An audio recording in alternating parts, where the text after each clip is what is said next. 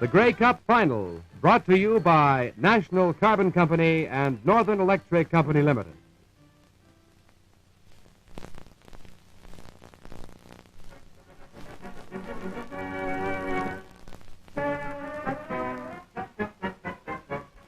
North, east, south, west, everywhere you go, Northern Electric is the name to know. From coast to coast in Canada, and he serves you best. Serving home and serving industry, and he stands the test. North, east, south, west, everywhere, Northern Electric serves you best. Northern Electric now takes you to Varsity Stadium for the 1954 Grey Cup Final between the Edmonton Eskimos and the Montreal Alouettes.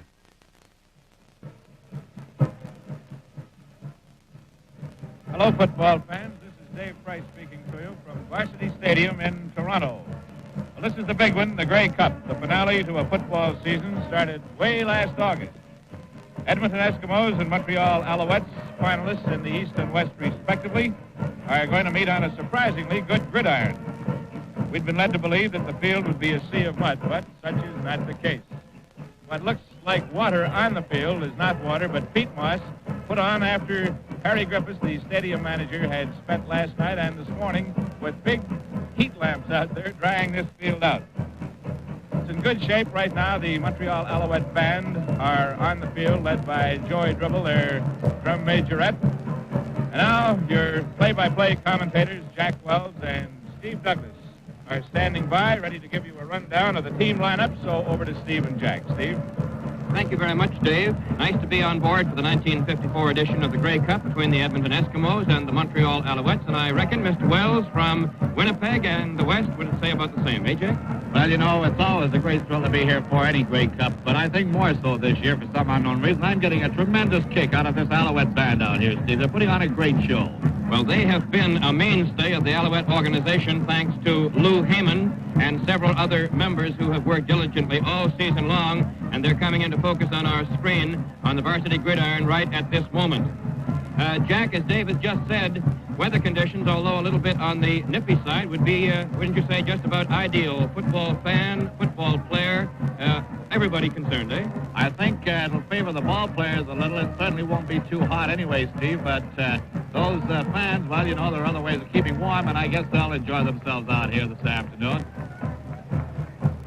Jack, this would be the 27th time that the West has challenged the East for the Grey Cup since Edmonton, oddly enough, first came East in 1921. As an Easterner, a so-called transplanted variety, I don't want to say this in front of you, but it must be factually stated that up to now, in 26 previous challenges, the West has come out on top 4 times. The Bombers 3 and Calgary 1, right? Well, I think you're giving me the little rub there, Steve, but you're absolutely right. You know, the West has only won it 4 times, as you say, since the inauguration of this great football classic. But I would like to state that I think it was a Western team that made this football classic what it is today. I mean, the color, the glamour, and all the excitement that goes with a Grey Cup classic was caused when the Calgary Stampeders invaded Toronto back in 1948. You may recall, too, that it was in 1948 that the Calgary Stampeders won the Grey Cup. And you may recall, too, Steve, that the Calgary Stampeders were the only club to go undefeated in an entire season of football. That is correct, Jack. And also, of course, Calgary played against the Montreal Alouettes when the Alouettes last won it in 1949. That's right. Jack, how about... Yes, Dave? And call attention down to the field where the Alouette band and drum majorettes have formed a big replica of the Grey Cup. We can pick that up there down with drum major Alan Anderson way out in front, Alan Thompson, rather, way out front. I guess you fellas better go ahead. Well, go ahead there, Steve. Well, Jack, I was going to suggest that in the very immediate future, we're going to let our viewers across Canada see some of the top-notch ball players who will be in action today. There's the picture on the screen now that Dave Price was talking about just a moment. And moving in towards the sidelines and the benches. The replica of the Grey Cup formed by the Montreal Alouettes. Very wonderful musical organization. Hey, they're a really glamorous outfit, that Alouette band. I'm getting a real thrill out of this one, Steve. Incidentally, Jack, we must note right now, I think, that this afternoon a change was made insofar as uniforms were concerned. Before the game, up until about noon today, it was believed that the Montreal Alouettes would wear their customary cardinal jerseys with silver gray pants, and Edmonton was scheduled to wear the green jerseys with gold pants. However, a change has been made. Jack, you tell them. Well, the Edmonton Eskimos will be wearing their road uniforms, so there wouldn't be too much contrast with the Alouettes, who have the red cardinal sweater, and I think our television audience will appreciate this because you'll be seeing the white uniforms. That will be the Edmonton Eskimos, and the dark-colored uniforms on your television screen will be the Montreal Alouettes. And we've seen Mosimovich, our spotter up here this afternoon, Steve. We've seen the Eskimos in these road uniforms before. They're all spanking clean. I think we won't have any trouble discerning the Eskimos from the Alouettes as far as jerseys are concerned, that's for sure. Well, that last-minute change, Jack, also is going to enable the television audience, which is a mighty big one today, to see much more plainly exactly which side belongs to which side. Incidentally, for those of you who are following numbers plucked out of various spots around the country, Anderson will wear 63 with a white uniform, and Lindsay will wear 81. Those are the only two changes from the present program. Steve, I think this is being beamed into Fargo, North Dakota, where a lot of Winnipeg fans have migrated for this cup. Now, here's Bernie Poloni of the Edmonton Eskimos. He formerly played with the Maryland club. First year up here, Steve. And a great ball player he was, very decidedly, Jack. That's for sure. I think you saw Bernie play a lot when you were down around Maryland, didn't you? I did, indeed, and a ball-handling magician, the likes of which you have never seen, right? I know I've had to call a lot of his plays during the season, and believe me, if he fools the opposition like he can fool a broadcaster, he's doing a mighty good job because we got trapped 2 or 3 times. Here's Jackie Parker. He formerly played with Mississippi State his first year in Canadian football. Trouble with picture transmission this morning is a result of network feed. We ask you not to adjust your home receiver. We hope to have the trouble corrected as soon as possible. He pitched like a skeleton falling out of a tree. I think that holds with Parker, too, perhaps. Well, Jackie's got his own cheering section here today. His father and brother came all the way from Knoxville, Tennessee for this one, so I guess they win the award for traveling the furthest distance to see the Grey Cup 1954 version. Here's another fine ball player. This is the China Clipper, Normie Kwong, playing with the Edmonton Eskimos. Now, Normie has been a stalwart in that backfield of Western Canadian football for quite some time. He played with the Calgary Stampeders when they won the Grey Cup back in 1948, and he held the ground-gaining record in the Western Conference up until this year. A real good, solid fullback. I think he's the only Chinese boy playing in big-time football at the present time. That flash look you're having right now is the Montreal Alouettes in front of their bench, but there's a great ball player, Jack. This is Rollie Miles of the Edmonton Eskimos, Steve, and I don't think Rollie needs any introduction. He has been, pound for pound, one of the greatest ball players Canadian football has ever seen. I expect that Rollie will have himself a pretty good day out here today because he likes this kind of going.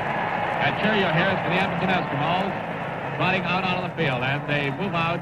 And this ball game will be underway in just a few moments. But I understand you have some ball players you'd like to show us, too, Steve. Well, we have a fellow named Sam Etcheverry, just yesterday voted as Canada's top football player of the year. The rifle from Denver University throws that baseball type of forward pass as you were observing in pregame warm-up, Jack. And there is the scoring champion of the Big Four, Alex Webster, who scored 16 touchdowns to equal the Canadian record set 2 years ago by Yulee Curtis. Webster's a hard-running type of back, Jack, explosive very definitely. That's Joey Powell, definitely one of the outstanding Canadian football players, plays flying wing, and you'll see that number 82 of his in plenty of action this afternoon for the Alouettes, that's for sure. How about Red O'Quinn? Have you got a picture of him we could have a look at? Well, Red O'Quinn, right now, the curly-headed boy, played at Wake Forest under his present coach, Douglas P. Head Walker, and the bread-and-butter pass of the Alouettes, Jack, is a button-hook type pass thrown by Echeverry, received by O'Quinn, who goes down from his right end position and button hooks back facing the quarterback about, 7, 8, 10 yards down. And he was the second leading pass receiver in the Big Four this past season. Well, the Alouettes lost a real fine pass catch from this boy Patterson, I understand, too, didn't they, Steve? Patterson was one of the most amazing first-year men who ever came along, and definitely a sensation until he unfortunately broke his ankle in one of those freak accidents when he and Virgil Wagner came together, colliding in attempting to, and successfully so, knock down a forward pass by a member of the opposing team. It was a real tough break in more ways than one. Incidentally, Jack, the officials, we might note them now for today's game. The referee is Hap Scholdice of Ottawa. There are 3 umpires. They are Cliff Roseborough of Winnipeg, Seymour Wilson of Hamilton, Paul Dojak of Regina. The head linesman is Sammy Richardson of Hamilton. And the field judge is Bill Nairn of Winnipeg. Those are 6 men, and also there will be a timer for the East and the West. And the kickoff for this, the 1954 Grey Cup, will take place in just a moment.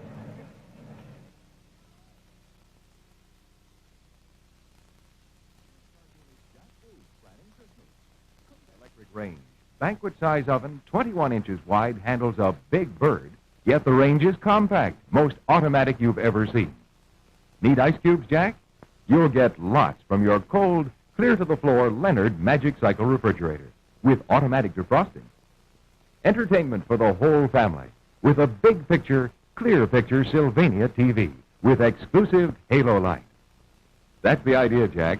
Hear the wonderful Christmas music on the biggest little radio in the world, Northern Electric's Baby Champ. Poor Cinderella.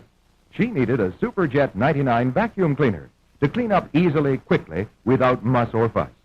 Yes, the signs point to a fun-filled Christmas when you find wonderful Northern Electric appliances under the tree. For quality home appliances, large or small, Northern Electric serves you best.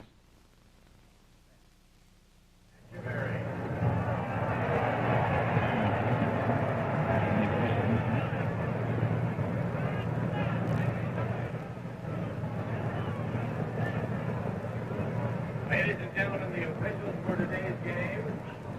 The referee, Mr. Hansgrove. The official kickoff on the field will be taking place in just a moment. And the 1954 Grey Cup game between the Edmonton Eskimos and the Montreal Alouettes, representing the Western Football Union and the Big Four, will take place. Miss Joan Hunter, Miss Argonaut, was crowned last night as Miss Grey Cup of 1954, in case you had not heard this information previously. Miss Joy Dibble, Miss Alouette, was second. The young lady from Edmonton, Miss Inez Levinesk, was third. The kickoff will take place from the south end of the field to our right, which the Montreal Alouettes will defend. They will kick off from their 45-yard line. They will be attired, as you see them on the television screen, in the dark jerseys. It is a cardinal red. To our left, the north end of Varsity Stadium, the Edmonton Eskimos, green and white with gold helmets, will receive, and the ball game will be underway very shortly. I think that was Mayor Harlock of Edmonton and Mayor Saunders of Toronto also officiating at this kickoff here this afternoon, Steve. Here is the national anthem, ladies and gentlemen.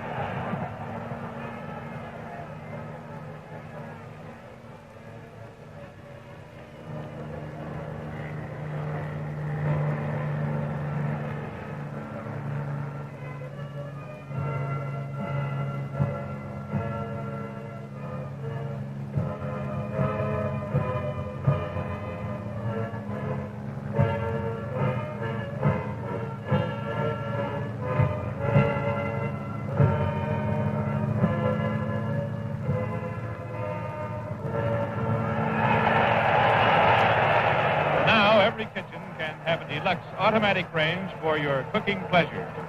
The Gurney Petite electric range is only 21 inches wide, yet it has all the most wanted features for modern electric cooking. See the Gurney Petite electric range at your Northern Electric dealers. Okay, Steve. Right, Dave. Ray Poole, number 79, will kick off for the Alouettes as he has done all season. Lippman, Miles, and Parker are the three deep men. You saw them a few moments ago for the Alouettes in approximately the 5-yard line. Here we go. 1954 Grey Cup underway. Miles on the 4-yard line. The 15 upfield to the 25. And he is dragged down to earth on the 33-yard line. Pulled down by Chuck Hunsinger, number 84, Alec Webster, number 86, and Ray Poole, who did the booting, number 79. 64 is Juan Sheridan, standing over the football, number 48 on your screen, Tommy Hugo, the only Hawaiian-born player in Canadian football today, a product of the University of Denver. Alouettes will probably use a 5-4-3 against the Edmonton Eskimos, temporarily at least. The ball is on the 33-yard line. Eskimos enter the field first and 10.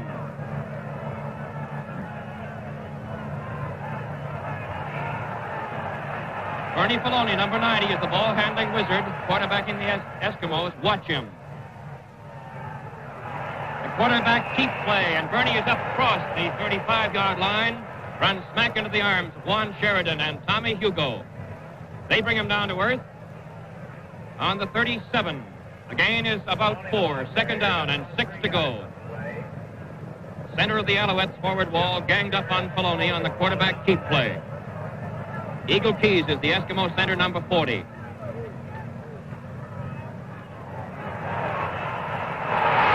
completed to Parker.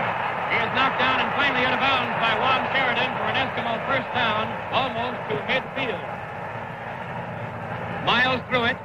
The play went a pitch out, a short one in the backfield from Filoni to Rollie Miles. He fired down the far sideline to Jackie Parker, and Sheridan and Ellsby combined to knock him out of bounds on the 52-yard line. It is the first down from scrimmage of the afternoon. Eskimos on the move after taking the kickoff. The ball game after 1 minute of play, still scoreless, of course. Normie Kwong is the ball carrier up to the 50-yard line. The Alouettes end of the field. Miller, number 72, principal man on the tackle.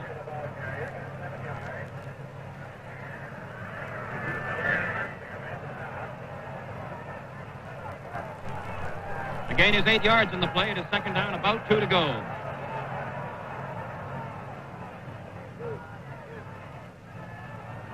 Normie Kwong, once again, his number is 95. You keep an eye on the China Clipper of the Eskimos this afternoon. Virgil Wagner came up to help make the stop. Big Tex Coulter, number 60, is in too, and so is Tommy Hugo, 48.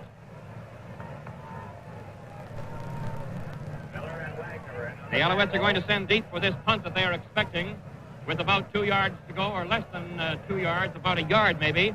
So close it is that Hap Scholdice, the referee, is calling for an official measurement. The Alouettes figure, however, that there will be a boot coming up.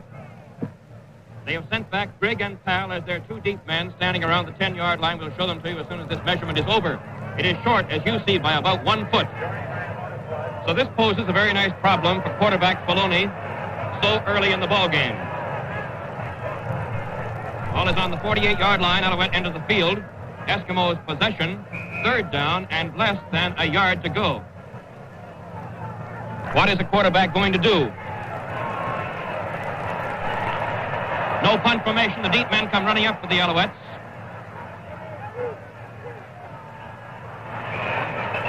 Filoni handed off to Rollie Miles, who hit dead into the center of the line and probably made the first down, although another measurement could be coming. Miller is in, so is Ellsby on the stop, and Big Tex Coulter, number 60. Another measurement. Coulter has the seal right on the tackle.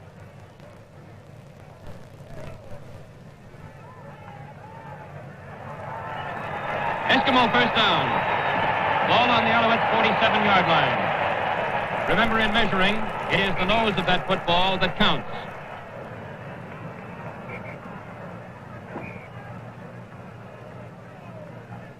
Alouettes get lined up after 2 minutes of play. They kicked off to the Eskimos. The Eskimos have moved down to the Alouette 47.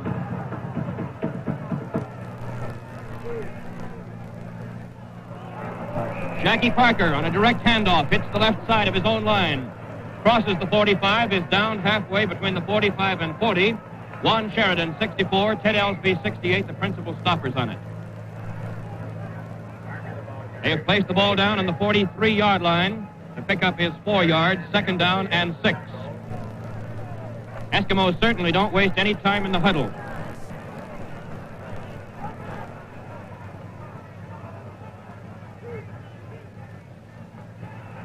Maloney's still got that football. He's going to throw. Complete to Parker at the 35-yard line. Make it Lindley, not Parker. 81, not 91. Completed to Lindley. Hunsinger coming up from his defensive spot, put the stop on him. Eskimo, first down, the ball just inside the 35-yard line.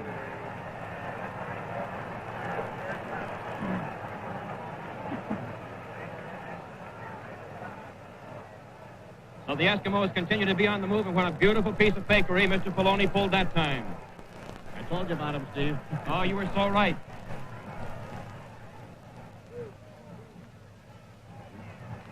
Miles, the ball carrier. Nice hole opens up. He's almost to the 25-yard line.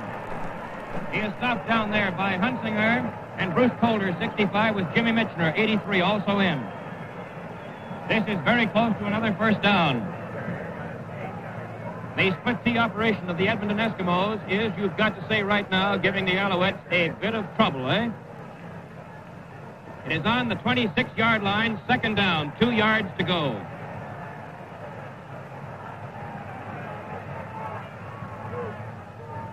Filoni on a quarterback sneak. Maybe he fumbled, but I believe recovered. If so, he's down on the 23-yard line. Juan Sheridan, number 64. First down, Eskimos.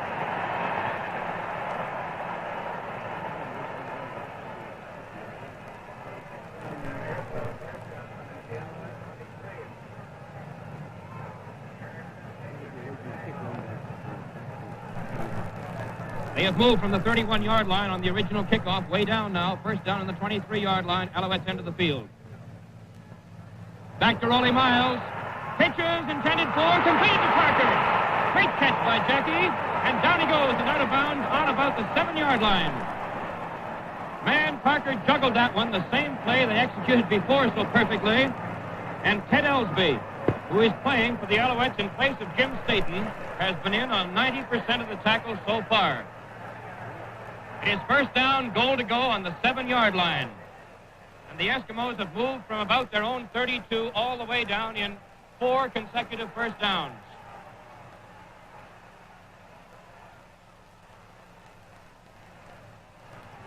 This is Jackie Parker carrying. Fakes to get away from Hugo. Hugo hits him. He's down on the 4-yard line. There's a crowd of about 27,400 roughly in Varsity Stadium, and I'm sure you can tell from the background they're going just a little bit wacky. It is on the 4-yard line. Cecia and Trowick have come in for the Alouettes, as the Alouettes will set up something like an 8-man line on their own 4-yard line. Second down, goal to go.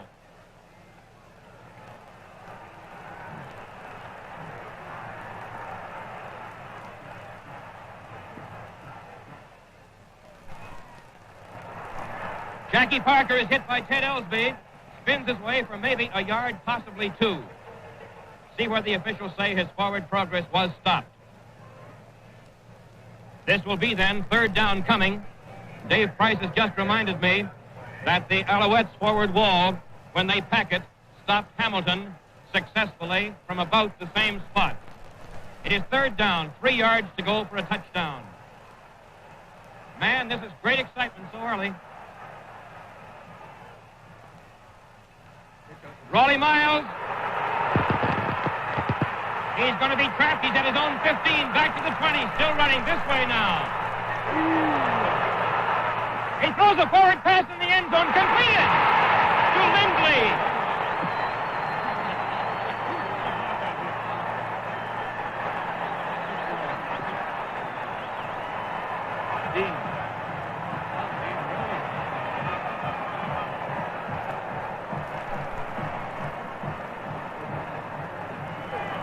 Rollie Miles must have run about 100 yards. 5-0 in the Grey Cup so early in the ball game. The clock shows 5 minutes and 10 seconds gone by, and Dean is trying for his 43rd consecutive convert this season. High pass. It's good. Dean incidentally threw what probably was the key block, and it was a bruiser. This is Lindley on your screen right now, the boy who caught that pass thrown by Rollie Miles in the end zone. Jack Wells, I am a little bit flabbergasted, out of breath, dumbfounded, and a few other things. What are your reactions? Well, you know, it's pretty hard to get excited over a fellow like Miles because we've seen him do this sort of thing on numerous occasions in that Western Conference. I've never seen him reverse his field so completely, though, as he did on that particular play. And that tag, or rather that block of Bob Dean, I think was the hardest block we've seen in a long, long time. And I think it was the key block. He opened it up for Miles to cut around that right side again. That's all the pass. Steve, it was said before this game started that if the Eskimos got the ball and started on the ground, they might go. Well, they were so true. They got it on the true, kickoff. Dave? Dean will kick off for the Eskimos. Here we go in action again. Alec Webster on the 11-yard line. At the 25, look at that boy burst. He is up and down on the 37-yard line. And he is gang tackled there. Lippman is one of the men who hit him, brought him down to earth. And Barry, number 55, also on the stop. Webster from his 11 brought it back to the, well, they called it the 38-yard line. Alouettes 1st and 10. Ted Tully, number 51, is the man you saw calling defensive signals for Edmonton. Esks in front, 6-0. That is Alec Webster, the ball carrier, number 86, with Briggs coming in to make the stop on him. And he stopped him just about maybe half a yard. About a foot, that's about all you can say. So call it 2nd down and 10 yards to go. Alouettes 38-yard line. Webster is a flanker on this side. Powell goes out on the far side. And Etch will throw. He does, complete to O'Quinn.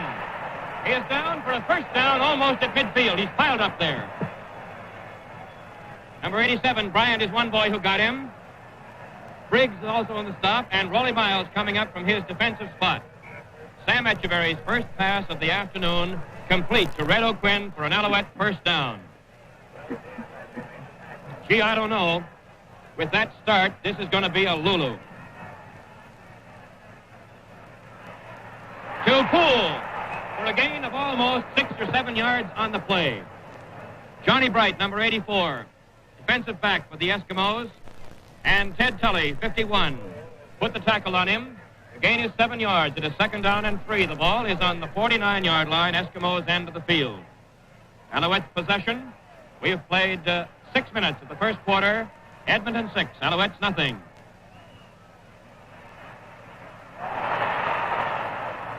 Hunsinger's got it. It was deflected. He tries the lateral. It goes out of bounds.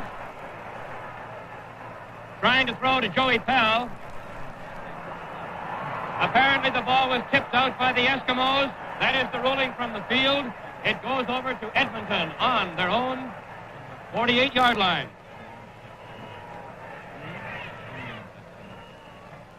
A 10-yard penalty on the play for fumbling into touch, so indicated by referee Hep Scholdice. And an Eskimo 1st down, back on their 38-yard line now. That was tipped out of bounds, Steve, or into touch, whichever way you want to phrase it, by an Edmonton player on that wobbly lateral. Hunsinger was trying to toss it to Joey Pell, and an Edmonton arm or hand got in there and tipped it out of bounds. Normie Kwong, the ball carrier, tries the right side of his own line, still going. Hunsinger brings him down to earth on the 48-yard line. So he has picked up almost a 1st down. There could be a measurement, and I believe there will be. 1st down, they say. Eskimos possession, 1st and 10 from their own 48. Well, they took the ball in the opening kickoff and went about 78 yards, that's unofficial, in 6 1st downs for a TD. They have possession again with Rollie Miles. A nice hole opened on the left side of the Eskimos line. Maloney faked beautifully to Kwong going into the center, handed off to Miles then, and he picked up about 8 yards. Hunsinger from his secondary position came up on the stop.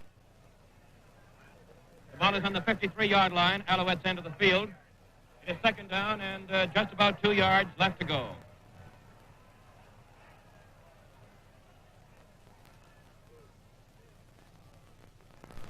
Jackie Parker dragged down by Virgil Wagner. First down for the Eskimos at the 43-yard line. Tommy Hugo, 48, last man off the bottom of the pile, but Virg Wagner, number 78, hit him first. Eskimos first and 10, and that ground attack is sure grinding out yardage.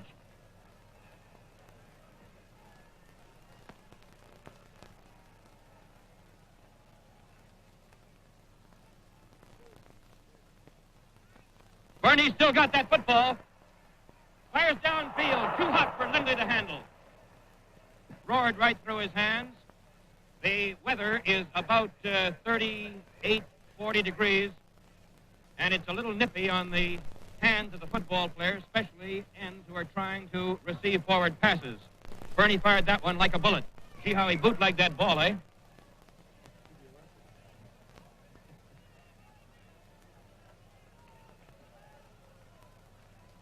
Second down and 10 yards to go for the Eskimos.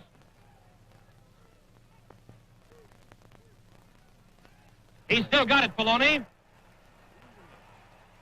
Jump pass. Ooh, man, Hunsinger hit Wally Miles just at the moment of the football's impact. Poloni threw. They said that boy couldn't throw very well, but he's thrown a couple of beauties. They just didn't click. The first one went steaming through the hands of Lindley. That last one was defensed beautifully by Hunsinger.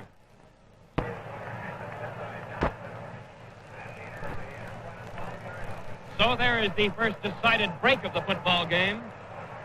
Recovery of a fumble so deep in the opposition territory.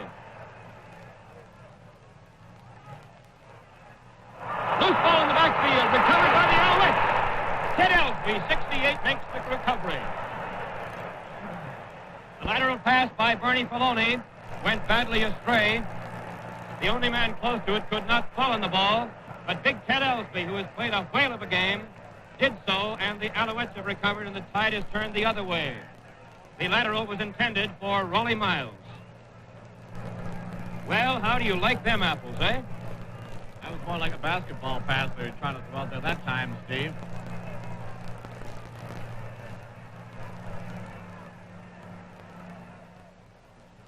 This is Virgil Wagner on that pitch out. Loses his footing in the center of the field. Slips down to earth on about the 20-yard line. Picked up maybe 2 yards in the play. Parker and Tully, principally responsible for the stop, along with Johnny Bright. 84 is Bright. 61 there is Bob Dean.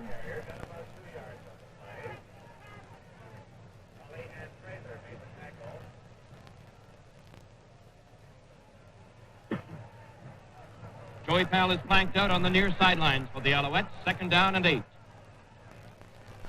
Jump pass to O'Quinn. He's got it. He may be away.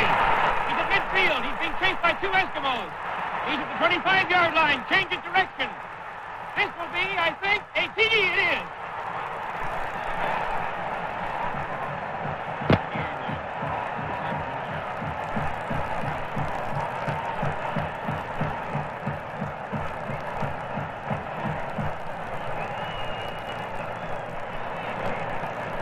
A 90-yard touchdown by the Alouettes, showing you, as we have talked before, their explosive power. The play started at the 20-yard line. Jackie Parker hit O'Quinn as he changed direction on about the 3-yard line, but Red slithered on his knees over the goal line, and it is Edmonton 6, Alouettes 5, with the conversion attempt by Ray Poole coming up. Man. Etcheverry holds on the 12-yard line. The ball game is deadlocked at 6 points apiece. Steve, I've never seen 2 more spectacular touchdowns in a game as important as this. There's Red O'Quinn on the screen now. The man who just made that long 90-yard run. O'Quinn, of course, Jack, was the second top pass receiver in the Big Four this past season. Al Pfeiffer of the Toronto Argonauts was the number 1 man, and he only ousted O'Quinn in, I believe, the last week or two of the season. But after that gallop on that little tiny button hook job, jump pass right over the center, what they call the pro pass, he burst into the clear. 3 Eskimos tried to get him, and Parker, well, I thought Parker was going to at about the 10-yard line. O'Quinn changed direction and then hit him on the 2. Intercollegiate game is varsity 3, Western nothing in the first quarter.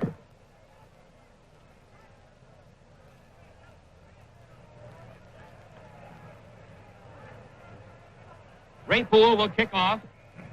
That is Miles underneath the goal post, and Dave West, number 97, the last man you saw.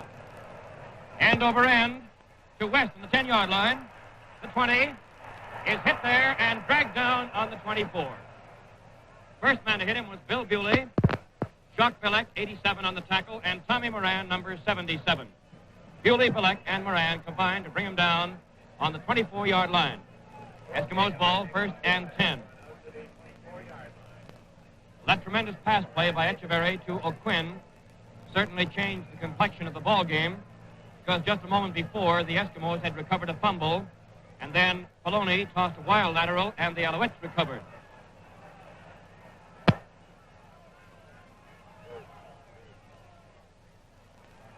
Jackie Parker on the direct handoff from Bernie Filoni hits the center of the line. He is ganged up there.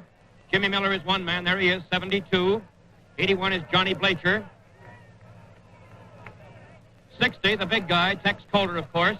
You can count on him being on the bottom of almost any pile. And the same goes for Hugo and Sheridan, 48 and 64, respectively. Having a good look at them right now. That's Wagner, 78, at the bottom of your screen.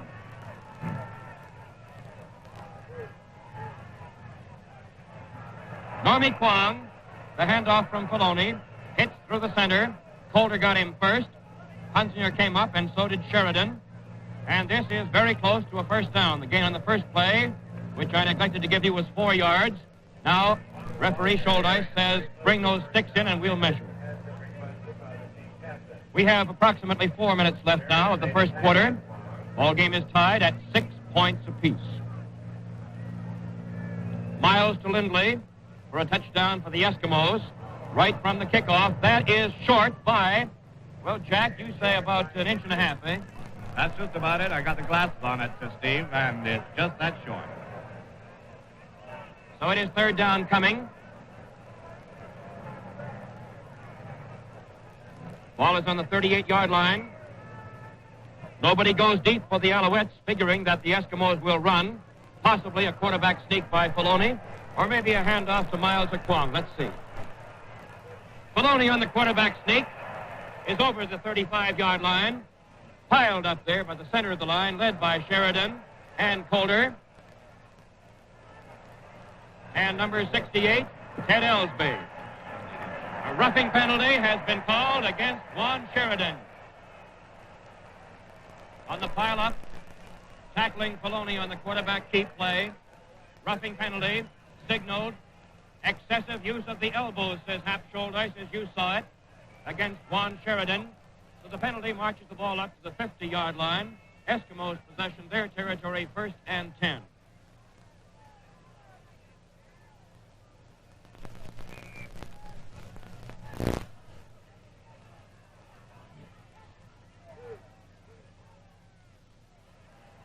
Normie Kwong. Filoni faked to Miles, but he had given the ball to Kwong. Doug McNichol, from his right end defensive spot, came in, hit him along with John Blacher and Sheridan. Eagle Keys, the Eskimos' very valuable centerman, was injured on the last play. The gain on the play is maybe a yard. It is just about the 51-yard line. Don Barry, number 55, you see him on the right lower corner of your screen now, goes in. He'll replace Keys if he is taken out of the game, and undoubtedly he will be for at least a short period of time. Seems to be his right leg that was injured. He is going to be helped off the field. There are your Eskimos. 66 is Nelson. 81 is Lindley. 61 is Dean.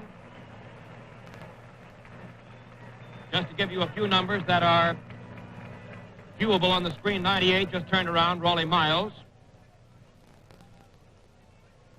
Steve, if Eagle Keys is hurt badly enough that he'll have to sit out the rest of this game, that will really hamper that Edmonton line considerably, because he's a two-way man. He plays offensive and defensively as well.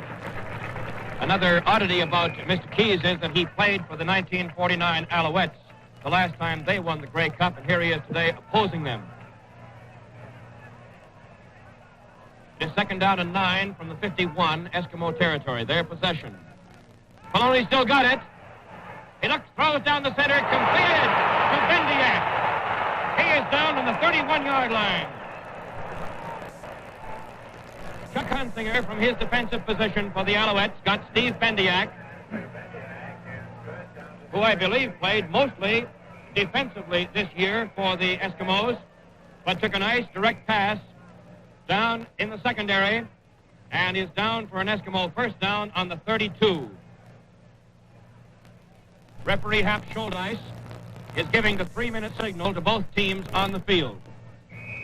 And now to the stands and all officials concerned. 3 minutes to go in the first quarter. Tie ball game in the 54 Grey Cup. Edmonton 6, the Alouettes 6. With Edmonton on the move, 1st and 10 at the Alouettes 32.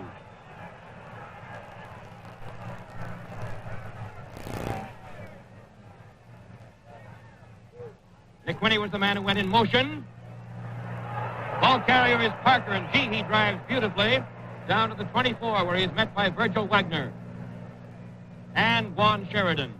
I would hazard a guess that Sheridan has been on 75% of the Alouette tackles so far.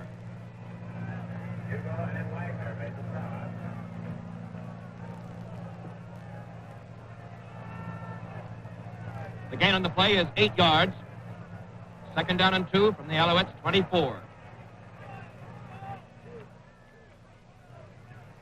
Long the ball carrier, should be good for a first down, and man, what a pilot. Sheridan, Jimmy Miller, principal man to hit him. There's big number 60, Tex Calder, and Sheridan, and Ellsby was 68, you saw at the corner of your screen.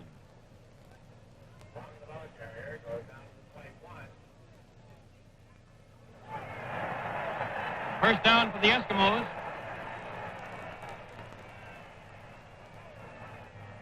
Alouettes 21-yard line. Tie ball game at 6 points apiece. About 2 minutes to go in the first period.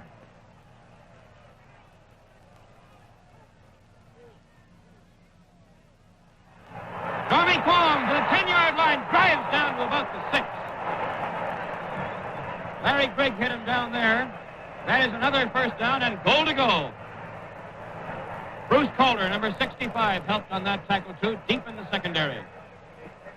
And you see the Alouettes lining up on the 5-yard line. The ball is on the 6. That is the 3rd time in the first quarter the Eskimos have had the ball very deep in Alouette territory. They scored once, lost it the other time on a fumble.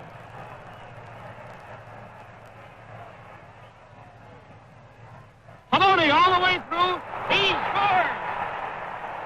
No, sir, wait a minute, hold it. 2 officials threw their hands up. 2 others are now giving the no-score signal.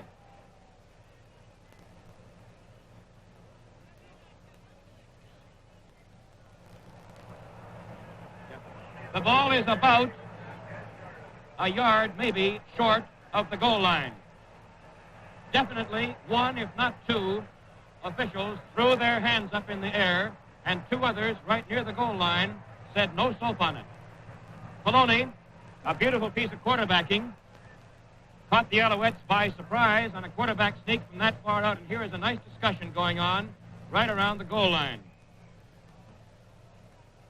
The Alouettes, you may be sure, will pack that goal line. They have 7 men, and they'll probably move up to about 9 on the goal line.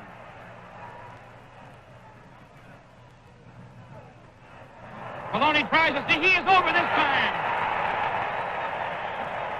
He was stopped, hit hard, finally slithered off and across the last goal mark. Normie Kwong was responsible for helping, I believe, with a little nudge from the side. But Bernie Maloney, on 2 quarterback sneaks in succession, has moved down. Frankie Morris, former member of the Toronto Argonauts, was mainly responsible for some good blocking, which enabled Filoni to go over.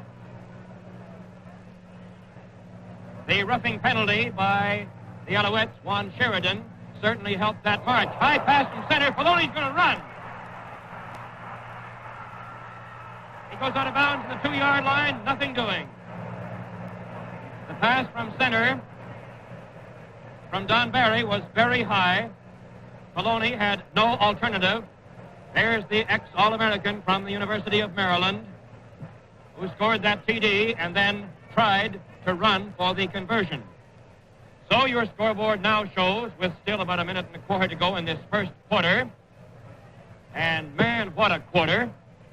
The Eskimos 11, the Alouettes 6. Just a moment ago in front of the Montreal bench, Coach Douglas P. Head Walker had big Jim Staton up on his feet and was talking to him near the sidelines. Tell me, Steve, is Staton injured? Staton had a bad knee from last year and injured his ankle not too long ago and has not played to any extent in the last 3 or 4 Alouette games. He probably will come in very shortly. Dean kicks off for the Eskimos. The wind is taking it. May take it out of bounds. Grigg on about the 15-yard line, running back. Hit once and ganged up on the 15-yard line. Tully is the man who hit him first and responsible for making the stop on him, with Hodgson number 50 and Mendrick number 88. The 1-minute flag is now up at the sidelines. So we have less than 60 seconds to play. That's the boy calling defensive signals, and there's your flag. Jack Wells is going to come in and handle play-by-play commentaries for the second and third quarters of this game. Hunsinger is the ball carrier, spins his way up almost to the 20-yard line before he's stopped principally by Ted Tully. Jimmy Wetherall, number 63, was also on the stop. The ball is on the 20-yard line. The gain is almost 5 yards, so it is second and about 5 to go. Less than half a minute to play in the first quarter. Sam will heave one. Complete to O'Quinn, who falls down on the 41-yard line. Jackie Parker just made sure.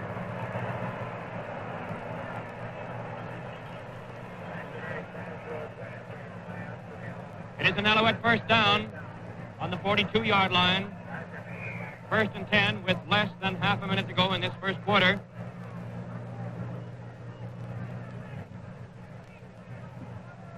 This is the answer to 27,000-odd football fans' prayers today. They'd see a great ball game. They sure are. Sam is nailed back there. Prather is the boy who got him. Roland Prather and number 66, who is Roger Nelson. They nailed him. You don't trap Sam Etcheverry too often in the backfield, but those two big boys sure did. Prather's 235, Nelson is 225. It is back to the 28-yard line. Second down, about 24 yards to go.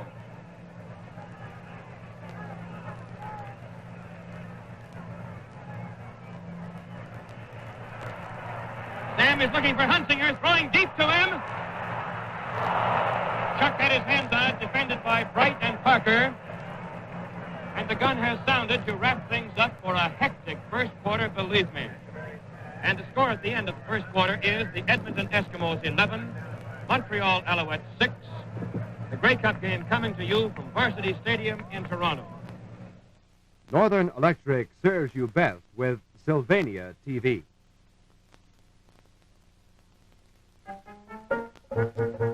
Sylvania television with halo light. Is the best television in sight. For greater viewing comfort and real delight. It's Sylvania TV with halo light. Halo light.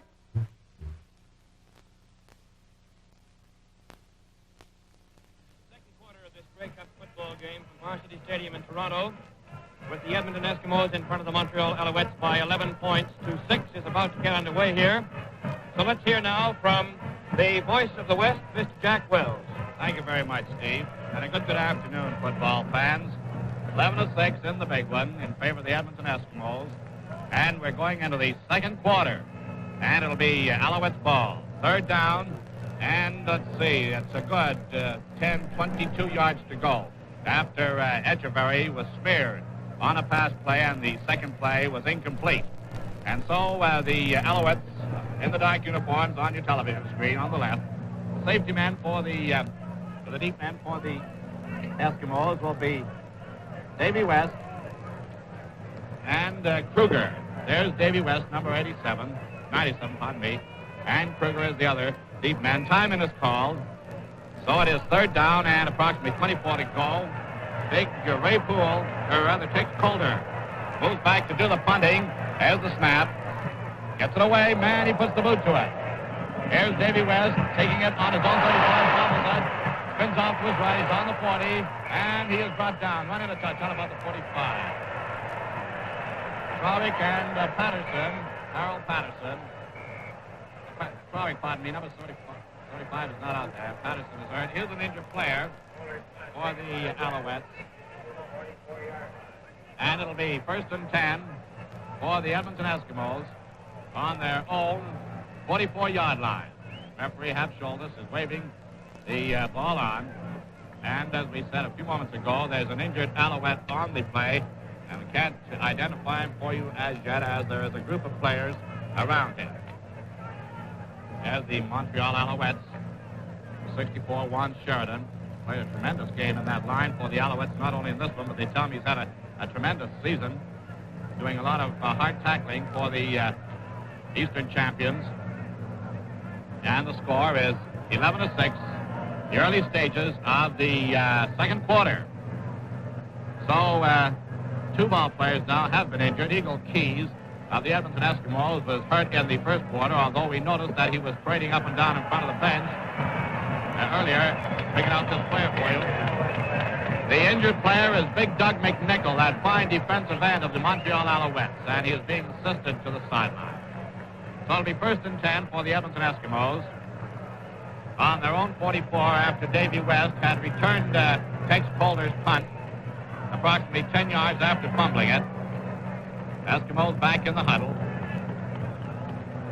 The Alouettes have a 5-man line out there, likely shift into a 6-man line. Timing is called. Timeout while Doug McNichol was assisted from the field. It's Barry over the ball for the Eskimos. They go into the T formation. Maloney is the quarterback. And the handoff is given to Rollie Miles. A quick opening play over center. And Miles carries up to about his own 53. Stopped by Larry Gregg, number 87. And it'll be close to a first down. Larry Gregg, check his number there. He is listed as 87 on our program. He's actually 89 out on the ball field. So it is second down. And we're going to have a measurement here. The yardsticks will be taken out. Hapsholdis, the referee from Ottawa, as there was a measurement called for by the captain of the Eskimos, Frankie Morris, number 52. Eskimos in the white-colored jerseys on the right of your television screen. Now there goes the yardsticks. It's about a yard short. It'll be second down and 1 for the Edmonton Eskimos on their own 53.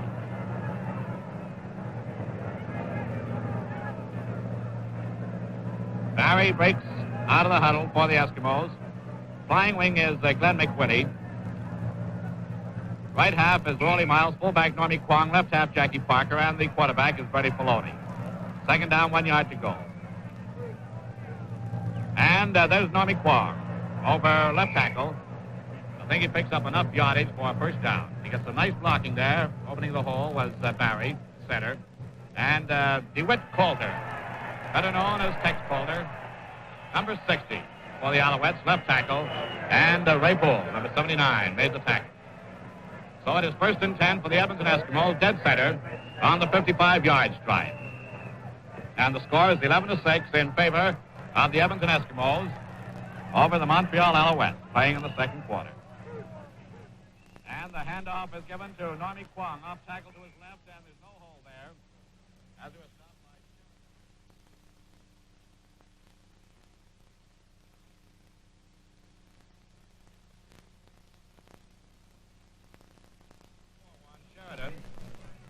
gain of 3 yards on the play, so it'll be second down and 7 yards to go. The ball now in Montreal territory on about the 53. That's Barry over the ball.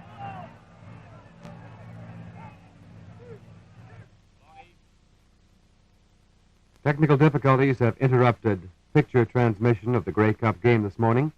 Audio is still audible, so we will continue with sound and hope to have picture restored in just a moment.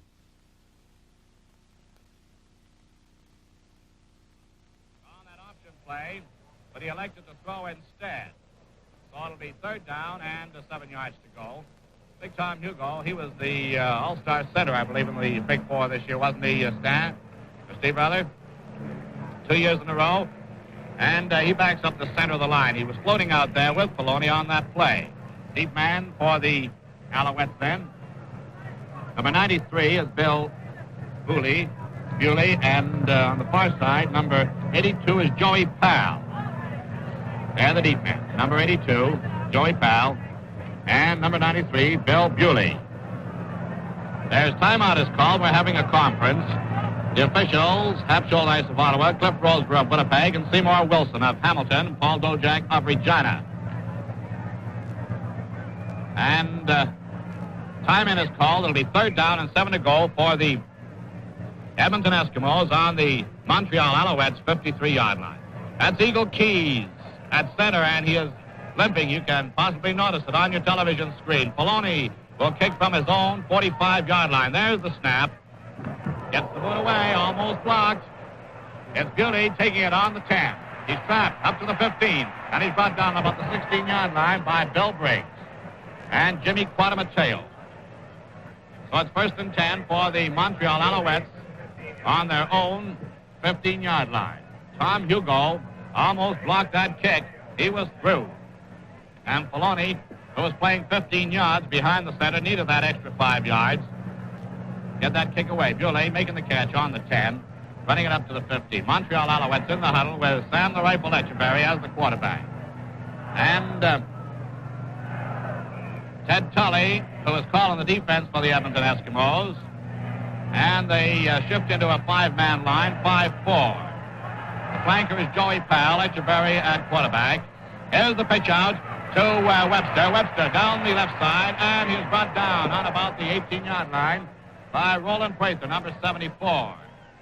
Webster, Alec Webster, the leading scorer in the Big Four this year, took the pitch out from Sam Etcheberry, carried to the 20. It's a gain of 5. It'll be second down and 5. 15 yards in from the east sidelines, and the score is 11-6 in favor of the Edmonton Eskimos.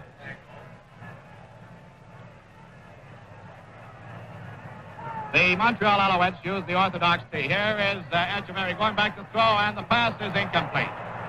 It was knocked down by Bill Briggs. He got a piece of it. It was intended for big John Red O'Quinn, the boy who went 90 yards for a touchdown in that first quarter. Say we've had 2 spectacular touchdowns scored in this ball game. Quinn on a short jump pass that carried 90 yards. And Rolly Miles scoring first for the Edmonton Eskimos, if you caught us a little late, as he reversed his field and threw a pass into the end zone. So it is that Big Tex Calder back in kick formation. There's the snap back to the 6. Calder gets the boot to it. He has a very peculiar stance, and that kick is taken by Davy West on the 50, and he is trapped on about the 54-yard line. Trapped on the 54. Tom Hugo and Ray Poole for the tacklers, first and 10 for the Edmonton Eskimos on the 55-yard line. 15 yards in from the east sidelines. Barry is the center. So the strategy then for the Edmonton Eskimos on using Eagle Keys was just to snap that ball back on that on that kick formation. Score is 11-6 in favor of the Eskimos. Eskimos over the ball. And here's Poloni pitching out to Rolly Miles. Miles on the option play, pass or run. He throws the pass, and it is good to Parker. He's on the 45, he's on the 40, he's up to the 35, and he's running a touch on the Montreal Alouettes 30-yard line. Fletcher finally got to Jackie Parker, ran him into touch. And for the Eastern fans viewing this ball game this afternoon. That is the type of play that the Western sports writers and casters have been talking about with Edmonton, that dangerous play of the option play. Dave Price and Steve Douglas are just pointing out to me, too, that it's the third time they've used that play successfully. So it's 1st and 10 for the Eskimos on the Montreal Alouette 30-yard line. Loney using that split tee now. Here's the pitch to Parker. There's the throw, and it is incomplete. Intended for Lindley on the 1. Takes Bruce Calder, number 65, was the pass defender. He tipped it away from Lindley, who scored one of the 2 touchdowns the Eskimos have picked up. So it'll be 2nd down and 10 to go. Going in for the Eskimos, number 51 is Tully, and coming out, number 52, Frankie Morris. I think this is Frankie Morris's 5th Grey Cup final. The 2nd with the Edmonton Eskimos, and I think it was in 3 with the Toronto Argonauts. So it's Barry over the ball. The flanker is a shade wide to the right. You can't quite see him on your screen. That's McWhinney. And here's the keeper play with Filoni bootlegging that ball. There's the pitch, and Lindley can't hang on to it. He was being covered by Charlie Hunsinger. So it'll be 3rd. 3rd down and 10 to go for the Edmonton Eskimos on the Montreal Alouettes 30. Score is 11-6 for the Eskimos playing in the 2nd quarter. Now Eagle Keys limps out onto the field. And if you were the quarterback here and you had a placement kicker like Bob Dean, would you try for a field goal? Coming off is Rolly Miles. Also Barry. So it'll be 3rd down and 10 to go for the Edmonton Eskimos on the Alouettes 30. They have the Eskimos have the advantage of the wind. I don't know just what the velocity is.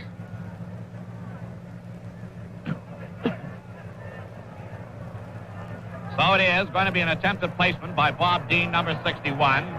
He'll kick from about the 37-yard line. Safety man is deep. There's the kick. There goes the ball. And it's in there for 3 points. Bob Dean kicking one from the 37-yard line to make the score. 14-6. Man, that was quite a boot, Steve. Jack, it was particularly, and I'm enjoying it for one reason, that Bob Dean also played at the University of Maryland. And when the Edmonton team landed here the other night, I said, Bob, how does it happen that you've run up 42 consecutive conversions, plus a lot more field goals than you used to kick at Maryland? And he said, don't forget that the goalposts here are on the goal line and not 10 yards behind, and I love it. Well, in the Pro Bowl in the States, they're right on the goal line, I believe, Steve, are they not? Okay, it's 1st and 10 for the Montreal Alouettes on their own 35. Here's Etcheberry staying in the pocket. The pass is down the middle, and it's intercepted by Bill Briggs. Briggs is trapped and brought down on the 41. Herb Trowick brought Briggs down. And that's the first interception of the ball game. So it is 1st and 10 for the Edmonton Eskimos on the Montreal Alouettes 42-yard line. And Bill Briggs, who has been something of a pass interceptionist in the Western Conference the past 2 or 3 years, got one in the key spot just now. 14-6 for the Eskimos over the Montreal Alouettes. 1st and 10 for the Eskimos. There's Barry over the ball. Montreal using a 6-man line. Here's Filoni using that split tee now. Pitch back to Parker. Parker passes, and it's incomplete. Intended for Rolly Miles, and Virgil Wagner came up to knock it down. So it is 2nd and 10 for the Eskimos. The 74 there, walking towards your screen of the Alouettes. That's Doug McNichol, who is back in the ball game. He was shaken up earlier. McNichol, they tell me, has had a tremendous season on that right defensive end for the Alouettes this year. He's a Canadian boy. Man, he's big. Goes in around 230, I believe. When you're hit by a fellow that size, you're hit. 2nd down, 10 to go. Eskimos ball. Flanker is to the right. And the backfield goes off in motion to the left. Here's the opening play over center to Rolly Miles. Miles up to the 30, and he is trapped on the 30-yard line. Has a handkerchief here or a flag on the play. Jim Michener finally nailed Miles up on the 30, And it's an offside against the Edmonton Eskimos. The play is nullified. So it'll be brought back to the point of scrimmage, which is on the Montreal Alouette 42.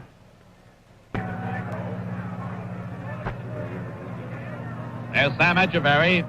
He can either ask for a measurement or the opposing captain, Ted Tully, he can as well.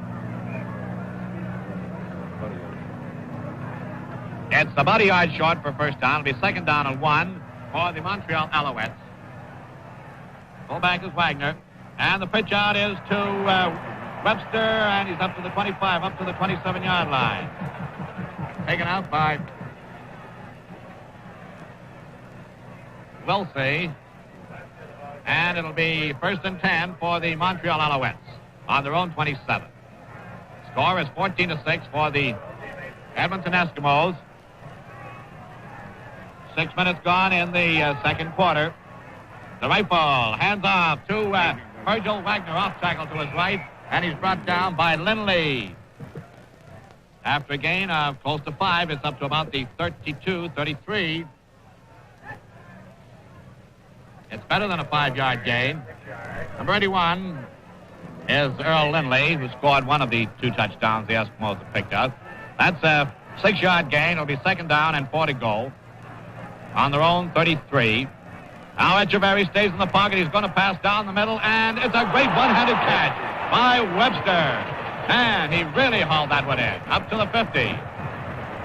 Briggs. Bill Briggs nailed him on the 50-yard line. It's first and 10 for the Montreal Alouettes. And they're trailing by a score of 14-6. But they made a downfield march to their own 50 from their own 2-yard line, where Bill Bewley received Poloni's kick. Flank of Joy Palace to the left. Here is Echeverry in the pocket. Now he peels out, and he's up to the 55. He's brought down on the Edmonton Eskimo 52-yard line by King, Mike King, and Roland Prather. They tell me this Echeverry is not afraid to take off when he gets out of that pocket, and there is. Echeverry was shaking pretty hard there. He was a little slow getting up. It's a gain of 8 yards. It'll be second and 2. Ball is on the Edmonton Eskimo 52-yard line. Montreal using that orthodox tee, and the handoff is given to Hunsinger, the right half, and he carries up to the 46-yard line for a first down. Stopped by Briggs and Roger Nelson. It's first and 10 for the Montreal Alouettes. And they're on the move. They're on the march. Playing in the second quarter. First and 10 for the Alouettes. Joey Powell flanks to the right. Hunsinger is wide to the right. Here's Echeverry in the slot. There's the throw. That's good to O'Quinn. O'Quinn is brought down on the 30 as he makes the catch simultaneously with the tackle by Rolly Miles. So it's first and 10 for the Montreal Alouettes as Echeverry threaded the needle to Red O'Quinn. Man, that O'Quinn can catch. 14-6 in favor of the Edmonton Eskimos playing in the second quarter. First and 10 for Montreal on their own 30. Somebody's hurt. Timeout is called. It's Mike King who's taking a breather, and the time is called. Mike King coming to the sidelines. And goes Bill Zock in number 62. Zock is possibly one of the truly great veterans of Canadian football. This is his 19th season in Major League Football. And it is Mike King who is coming to the sidelines. So Zock goes in on that right tertiary. Timing is called. First and 10 for the Montreal Alouettes on the Edmonton Eskimo 30. Flanking wide to the right is Hunsinger. And here's the pitch out to Webster. Webster gets a nice blocking, and Poole is doing the blocking, and he's brought down on the 25. Gets up and starts to go again.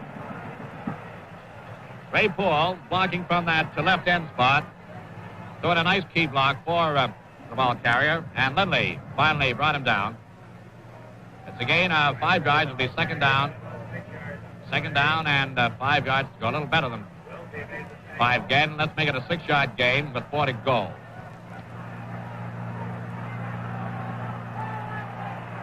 Montreal Alouette fans are suiting it up here. Here's the pitch out to Hunsinger. Hunsinger waiting wide to his right. He's on the 30. That's Miles after him. He's on the 25. He's brought down on the 20 by Wilsey. Very close to that first down marker.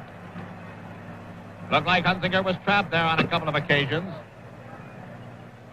And Hunsinger was hurt on that last play. So timeout is called and gives us a chance to review the score with the Edmonton Eskimos leading the Montreal Alouettes by a score of 14-6. How much time we got left in this quarter, Steve? About 6.5 minutes unofficially to the end of the first half. And the Alouettes very definitely, Jack could ill afford to lose the services of the former University of Florida and Chicago Bears star, Chuck Hunsinger. He went roaring down the sidelines there and came awfully close, as you called it, to a first down. And he was racked up apparently on the tackle. Well, right now, I would say that 27,000, and I think the official count is 321 over the 27,000 mark, fans at Varsity Stadium, under almost ideal conditions for football, are having themselves a great time. Chuck is up on his feet and being helped to the Alouette bench, and I imagine he will be back in action before too long goes by. Certainly all Alouette supporters, Jack, would hope that. Who will be playing in that right half spot, Ben, if Hunsinger's injured, Steve? Probably Bill Bewley, and I think I see number 93 in the Alouette backfield right now, and that is Bewley. Now they're bringing out the yardsticks again for this measurement. It's so close, they've got the whole stick down there. And that's referee Hap Scholdice moving towards the Montreal line. Ball is placed on the 20. And it is third down and less than a yard to go.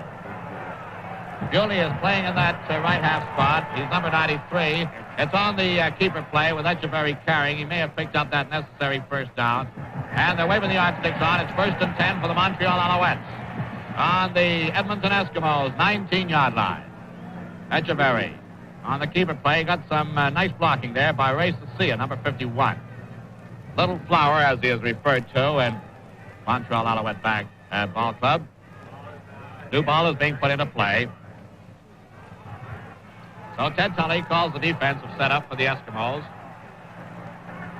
And they're using something like a 6-man line, 7-man line with Wright putting out deep. That's Bewley flanking wide to the left in the half spot. Here's the pitch out to Wagner, Virgil Wagner, and he hits over center up to the 14-yard line where he's stopped by King. And the Alouettes are in a good spot to do any placement kicking that is required if a drive should bog down. But they haven't lost the possession of the ball since Bewley made the catch on his own 2. And they've marched all the way down the field, down to the Edmonton Eskimos 14-yard line.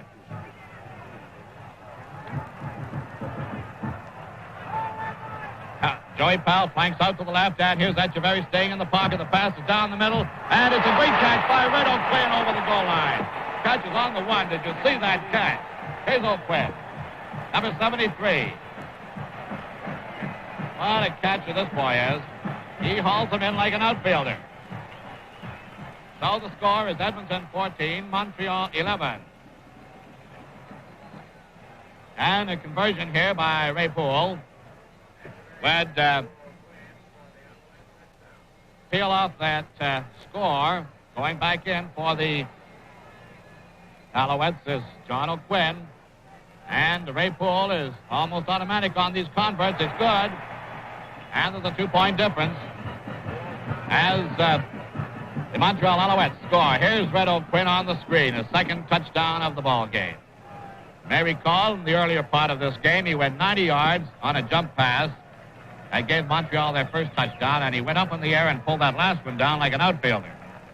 Well, Jack, the drive in this case, in which the Alouettes sustained it all the way down the field, was good for 100 yards with Mr. O'Quinn scoring the TD, so he hasn't done too badly this afternoon, eh? That's a nice piece of real estate, no matter how you look at it. So the score is 14-12 in favor of the Montreal Alouettes playing in the second quarter with 6 minutes remaining in this period. And the ball is being placed on the 45. Ray Poole will do the kicking.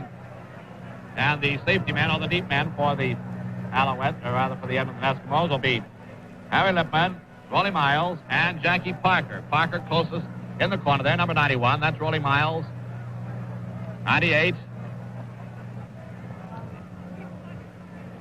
Time in is called. Here comes Ray Poole up. It's a short kick.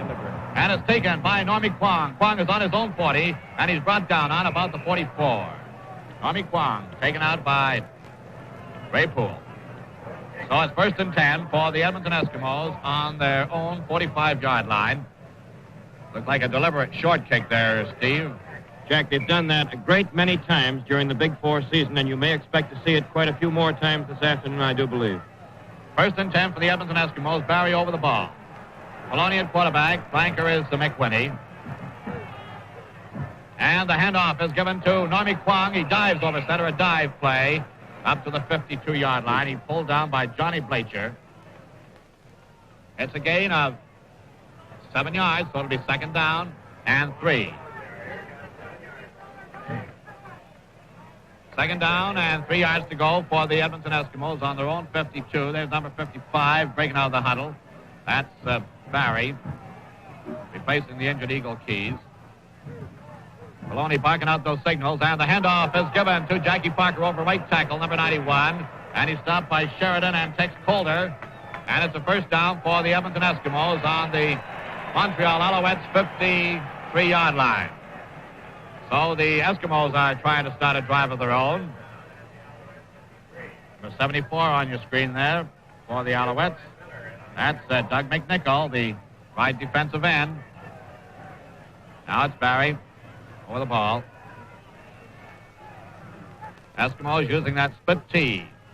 And it's Normie Kwong, number 95. There's no hold there. The left side of that Edmonton line was really holding. And Kwong going back. And it'll be 2nd down. It's a gain of about 1 yard. Big Tex Calder and Jimmy Miller, number 72, is Miller. And 60 is Tex Calder. So it is 2nd down and 9 yards to go. 5 minutes to play in this quarter. There's the official 5-minute whistle, which is a new ruling in Canadian football this year. 5-minute warning whistle at the end of the 2nd and 4th quarters. Eskimos break the huddle. Maloney hands off to Rollie Miles, and it didn't work. That's Coulter and the State really moving in on it. And Miller, so it is a gain of 1 yard. It'll be 3rd down. And the safety man for the Alouettes, Bailey, Bewley, and Joey Powell. There's Bewley, number 93. And Joey Powell, number 82. Maloney will kick from his own 45-yard line. He's a good 15 yards behind the center. There's the snap. Gets the ball away, and he's really put the boot to this one. And Bewley takes it on his own goal line. He's on the 5, gets up to the 10, up to the 15, and he's brought down on the 18-yard line by Barry. That kick of Maloney's went 63 yards in the air. So it is 1st and 10 for the Montreal Alouettes on about their own 19, not quite to the 20. And the score is 14-12, playing in the 2nd quarter. 14-12 in favor of the Edmonton Eskimos. 1st and 10 for Montreal.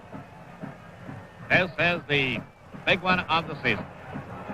4 minutes to play. Flankers wide to the left. There's the pitch out to Virgil Wagner, and he's hit hard as he comes through by Johnny Bright. And as Bright cut in from that, he's backing up the right corner of that line.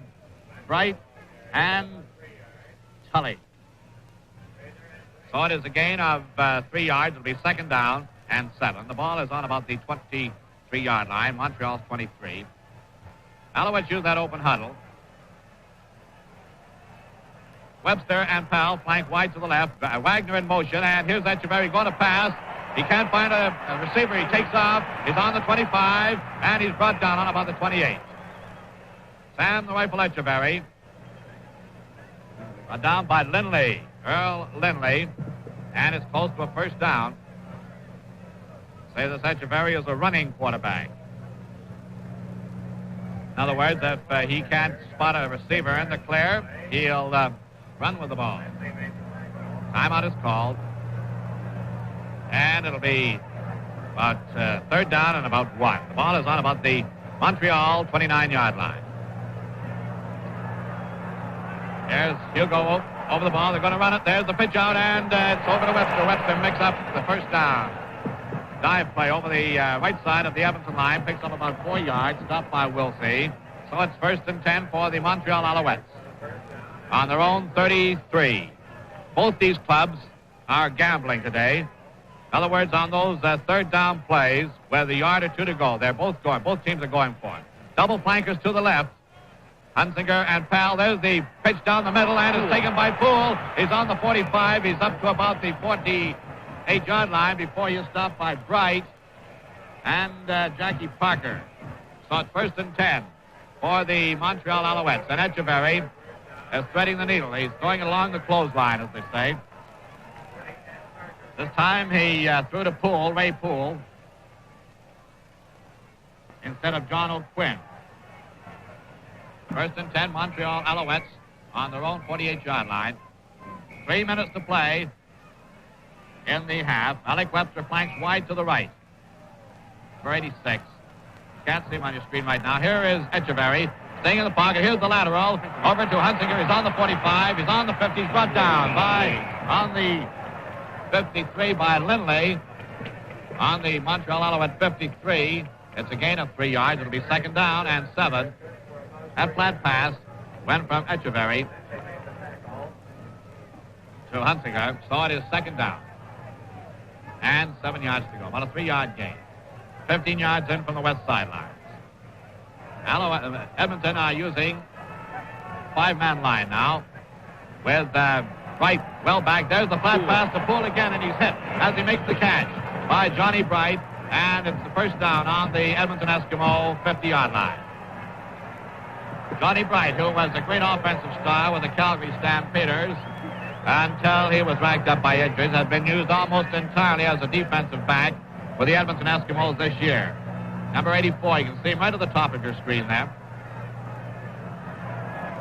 He's floating out, stop those wide plays, if you'll notice. Now it's Echeverry staying in the box. He's got to rush it. Gets the flat pass away to Wagner. Wagner is brought down on the 50-yard line. There's going to be a loss of about a yard. Tully took Wagner's feet from under him on a dive block, and it'll be 2nd down and about 11 yards to go. 15 yards in from the east sideline. 2 minutes remaining in the first half, and the score is 14-12 for the Edmonton Eskimos, and we have a ball player who was shaken up, and I believe it was Jackie Parker, who was still down on one knee. It is Parker, number 91. He's coming to the sidelines. He'll have to come out for at least one play. Going in for the Eskimos, number 97, is Davey West, going in as a defensive back. Jack, you're talking about Johnny Bright, a great offensive star at Drake University and also with Calgary, playing a bang-up defensive game today. Let's not overlook a fellow named Earl Lindley, who was high scorer in the United States last year with the Utah Aggies, and today has made about 50% or more of your Edmonton tackles. He's been a standout on defense, and he also caught one of those touchdown passes, too. There's the open huddle of the Montreal Alouettes. Sam Echeverry calling the signal, the rifle, as he is referred to, number 92. They break out of the huddle. It's 2nd down and 11 to go, using the tee, and the shift is to the right. Here's Echeverry going back to throw. There's a long one, and it's incomplete. There's going to be a flag on the play. Interference is called against Ray Wilsey. And the pass will be ruled complete on the 25. On the Edmonton Eskimo 25, it'll be 1st and 10 for the Montreal Alouettes on the Edmonton Eskimo 25-yard line on a pass interference play against Ray Wilsey.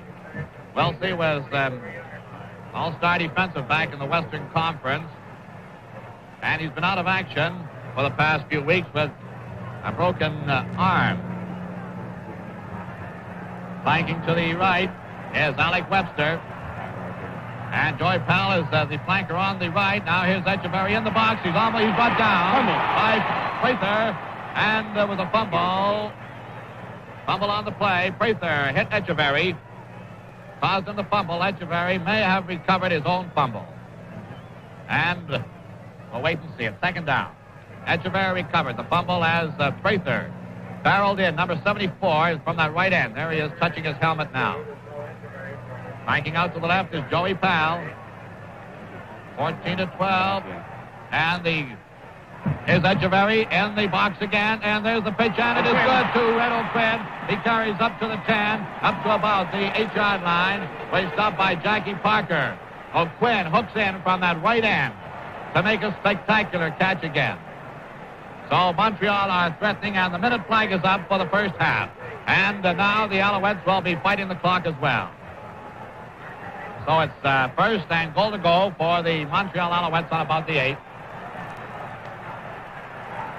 Webster flanks wide, and here is the pitch out to Hunsinger. He's on the 5. He's getting some good blocking, and he's over for a touchdown. Doesn't that crowd roar?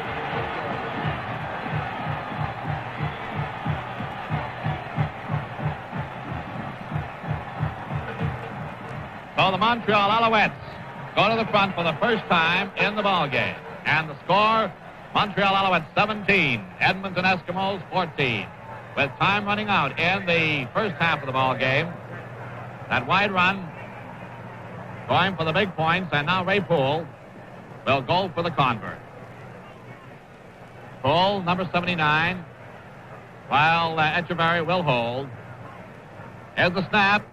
There's the kick, and the point is good. And the score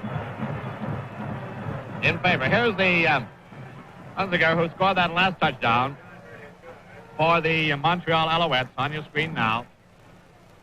And the Montreal Alouettes, in almost the last seconds of play in the first half, score a converted touchdown to go to the front by a score of 18-14. Montreal Alouettes 18, Edmonton Eskimos 14, and the minute flag is up, so there's less than a minute to play. The Eskimos will receive, and the safety man, Glenn Littman, number 95, Rolly Miles, 98, and Davey West, number 97. Ray Poole will do the kicking from his own 45. Remember, on these kickoffs, it's a free ball. Everybody's onside. There it is, another one of those short kicks, and it's taken. Bob Bendiaki's on his own 40, up to the 45, brought down on about the 50 by Virgil Wagner and Ray Poole. So it's first and 10 for the Eskimos on their own 50-yard line, and they still have time for at least one play, as the minute flag is still up down the sidelines here. First and 10 for the Edmonton Eskimos on their own 50. Barry breaks the huddle. Montreal go into a 6-man line, 6-1, and they're defending with that umbrella pass defense as here's Poloni pulling out of the pocket.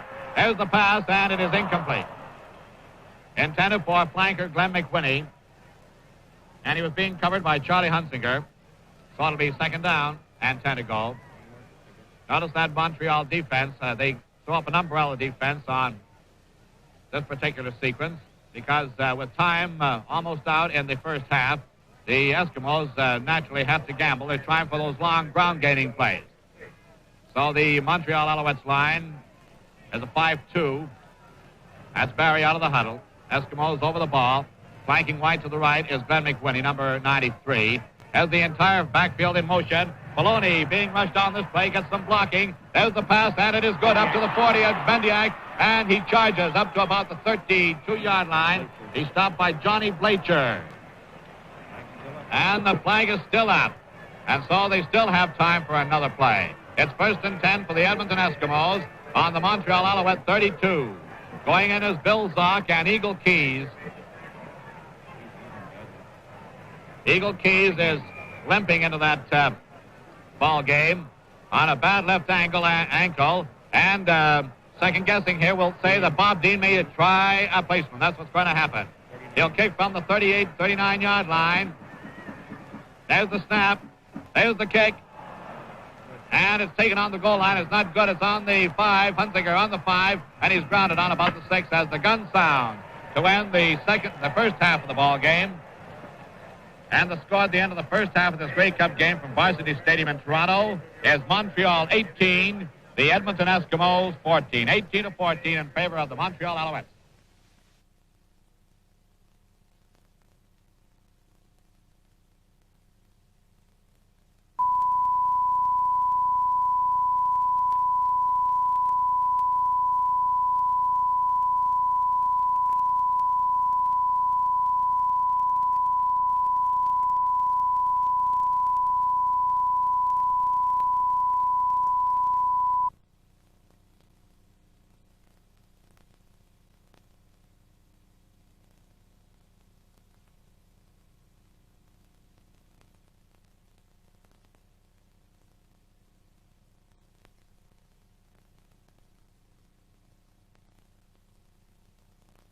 Bringing to life other important Northern Electric equipment to help you live better.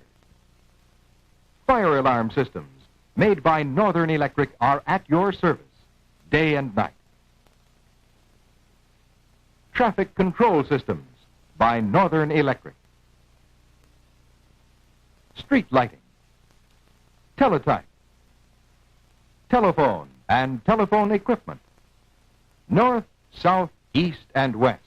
Northern Electric supplies Canada with thousands of electrical items, domestic or industrial, to help you live better. Whatever your electrical needs, remember Northern Electric serves you best. Man, oh man, what a ball game.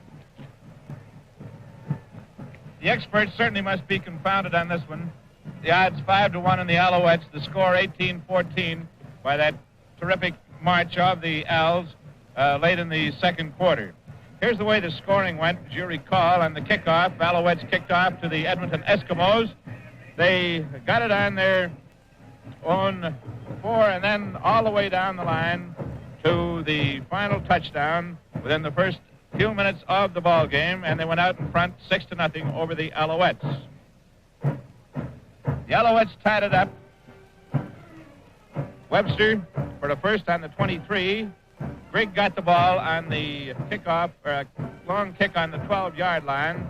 Webster for the first to the 23. Then pitch out was fumbled and recovered by Edmonton on the Alouette 12, and on the first play a Poloni lateral was fumbled, and the Als recovered.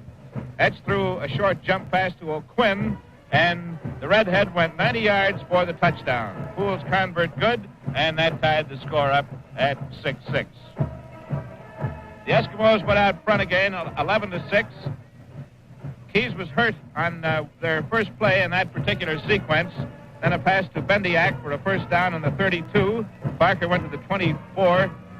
Kwong for the first down on the 21. Kwong for another first down to the 6.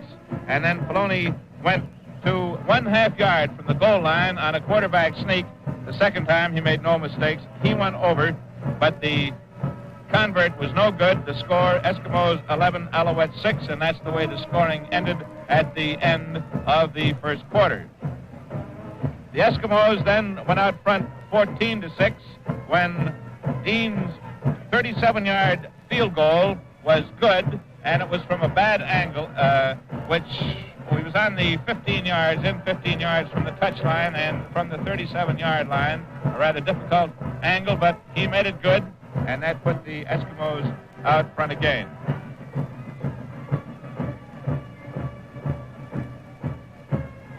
Down in the field right at the moment, we'll give you the balance of this scoring shortly, but there are the drum majorettes of the Montreal Alouettes. The band you will hear in the background, they came up especially for this game from Montreal. They had quite a time down there to get the finances together to bring the band and the drum majorettes up here, but they did it, and they're a very, very fine organization.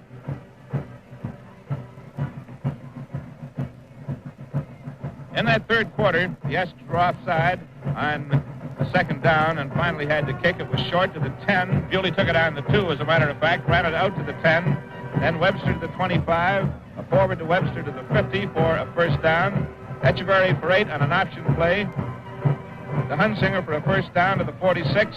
Then another long pass to O'Quinn for a touchdown on the first down, in the 30. Hunsinger ran back for 9. Etch a sneak for a first down, and then a pass to O'Quinn, which Poole converted Eskimos 14, the Alouettes 12. Poole's kickoff was short to Kwong. First down on the 44. Poloni's 63-yard kick brought back to the 20 by Bewley.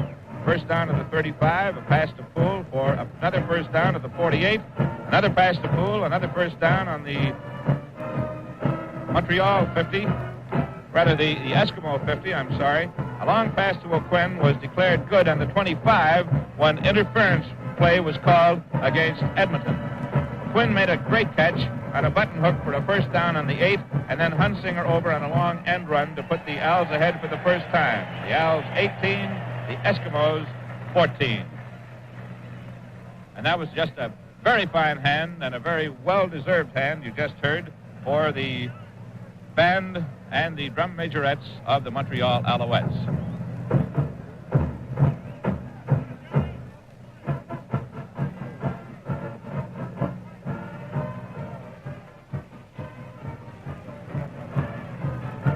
Well, this Grey Cup game is coming to you from Varsity Stadium in Toronto.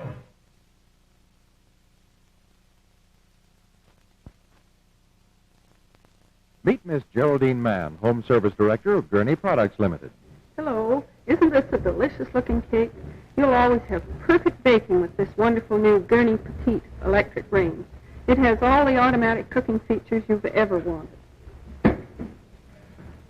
This is the big reason for perfect baking every time, the banquet-size Gurney even heat oven. Here's the switch with the brains. Turn this control to the temperature you wish. The oven heats automatically and holds that temperature. Next, set the Leisure Maker automatic timer. It turns the oven on and shuts it off automatically. These 4 microtube high-speed surface elements give greater heat faster. Each element has 7 control heats, providing the right heat for every type of cooking. See this compact, automatic Gurney Petite electric range now at your Northern Electric dealer. Northern Electric. We now pause briefly for station identification. This is the television network of the CBC. Northern Electric Company Limited and National Carbon Company are proud to bring to television viewers in Western Canada for the first time a telecast of Canada's most important sporting event, the Grey Cup Final. They hope, too, you have enjoyed the radio broadcast throughout the regular season.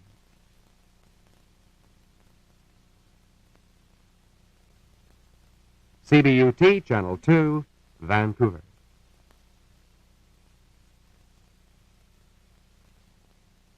The second half of this Grey Cup game will be brought to you by National Carbon Company.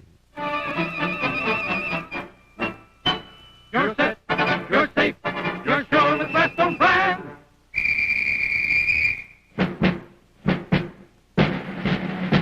You're set, you're safe, you're sure with Redstone antifreeze. Be set, be safe, be sure that your car will never freeze. When winter comes along, you can be carefree with this song. You bet you're set, you're safe, you're sure with Redstone antifreeze. P-R-E-S-T-O-N-E,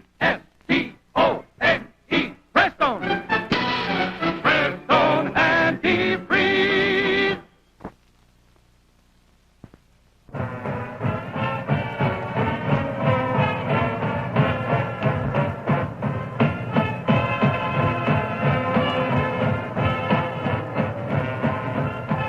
Newspapermen, radio men in from all across Canada covering this game today. Many Mayor Alan McKay of Calgary early in the year thought it would be his Calgary Stampeders who would be competing against the East.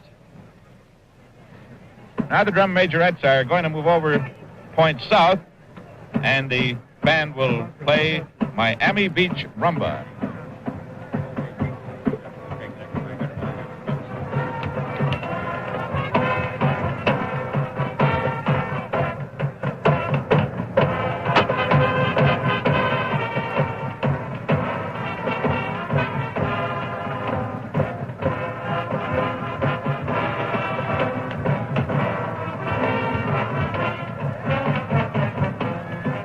Now down to the field once more, the Alouette Band, the drum majorettes.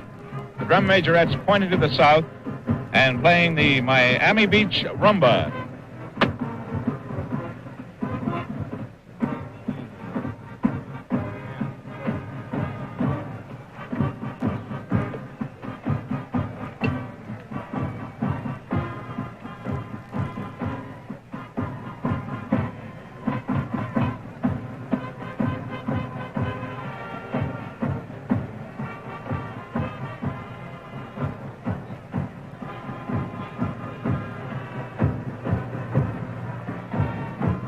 I want to make one correction in these statistics that were brought in. Whoever added them up quite quickly, and we did not verify it and check it. It was 16 first downs for Montreal and not 10 as we gave you. 16 first downs for Montreal, 17 first downs for the Edmonton Eskimos.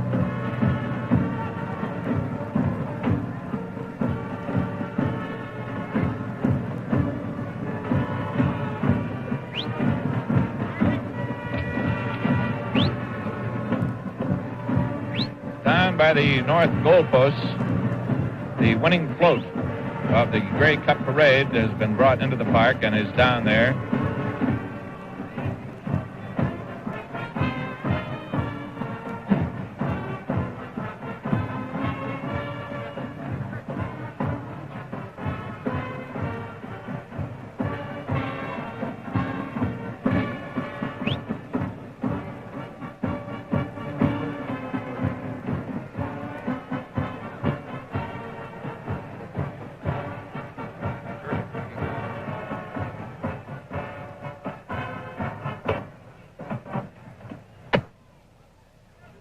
Well, now the band moving around, the points of the compass is made up by the drum majorettes, moving over to the east, and will point east. Two guesses what they're going to play.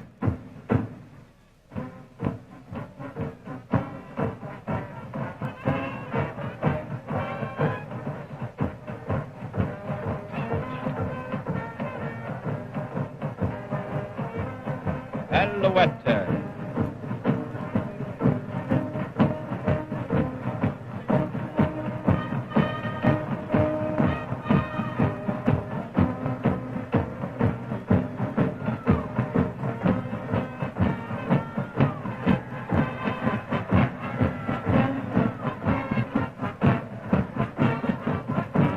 I thought perhaps the Montreal fans and Alouette fans who are up here would be joining in and singing, but I think they're still a little bit too stunned by that 4-point lead their club has managed to eke out over the Eskimos in this first half.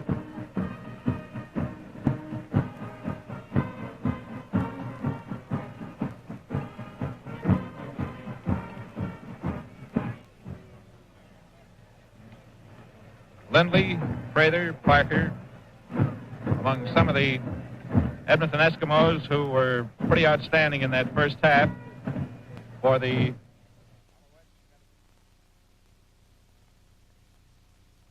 CBUT, Channel 2, Vancouver.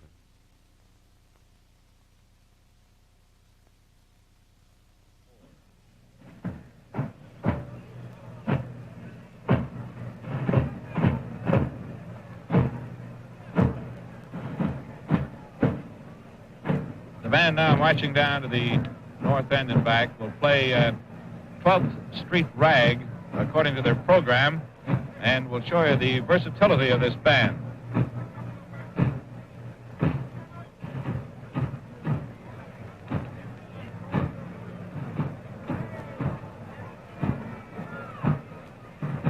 Led by Drum Major Alan Thompson.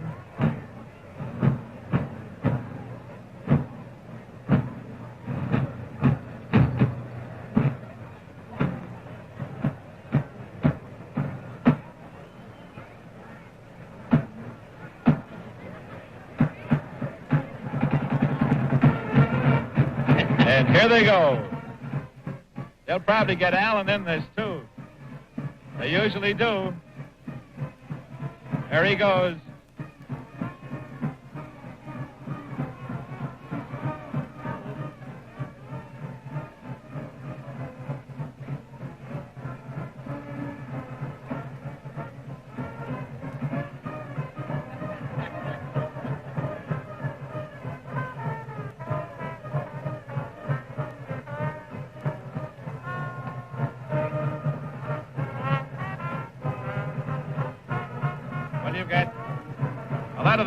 out there now with the drum majorettes, as you see, their instruments down on the ground, having themselves a ball.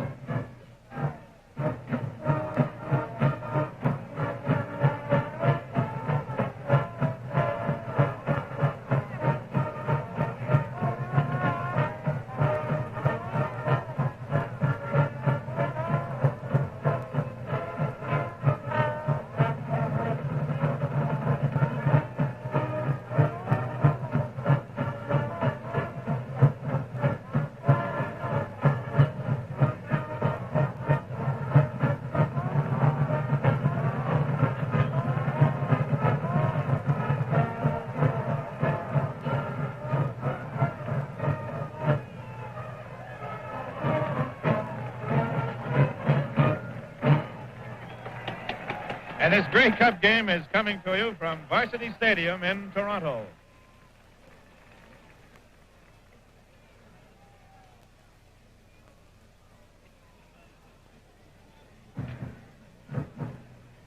And now the band and the majorettes will march off the field to the bandstand and playing My Truly, Truly Fair. Great organization.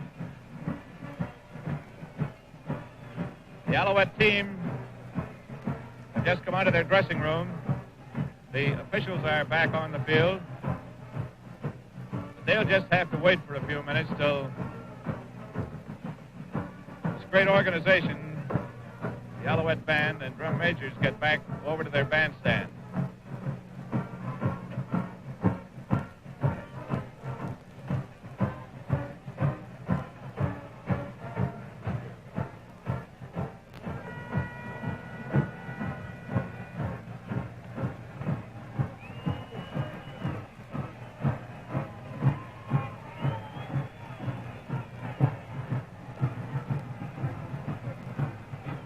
Come the Edmonton Eskimos out of their dressing room.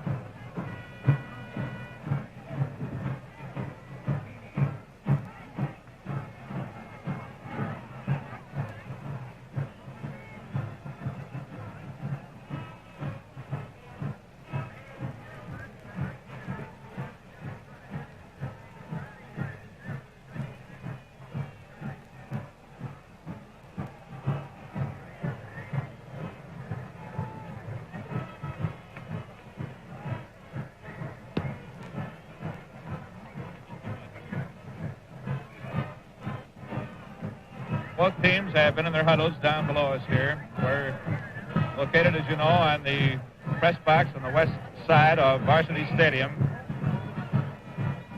The wind is picked up in velocity somewhat. It's coming sort of from the southwest. It's rather a cool, damp wind. But I haven't seen anybody leaving the park yet, believe me. This second half should be one of the greatest. So many of the experts have always thought, and have said so this year, that it was anticlimactic, the Grey Cup final, but certainly not this year. And now, if he can get his eyes off those drum majorettes and off that Alouette band, here's Jack Wells to bring you the play-by-play of the third quarter of today's Grey Cup game between the Edmonton Eskimos and the Montreal Alouettes from Varsity Stadium in Toronto. Jack? Thank you very much, Uncle Dave. Well, I'd just like to add my word of praise to this marching band of the Montreal Alouettes and the drum majorettes. I've been coming down to this Grey Cup final ever since 1941, and believe me, this is the most, as the cats say, as far as halftime entertainment is concerned. That's a real organization, that marching band. Well, the Montreal Alouettes will kick off to the Edmonton Eskimos, as Kruger, Western Miles are the deep men, and Big Ray Poole will do the bunting for the Montreal team, and the score is 18-14 in favor of the Montreal Alouettes. Now we've had a switch here, and here's something that was forgotten. We haven't got a football. So I think one of those things is necessary to get this ball game underway.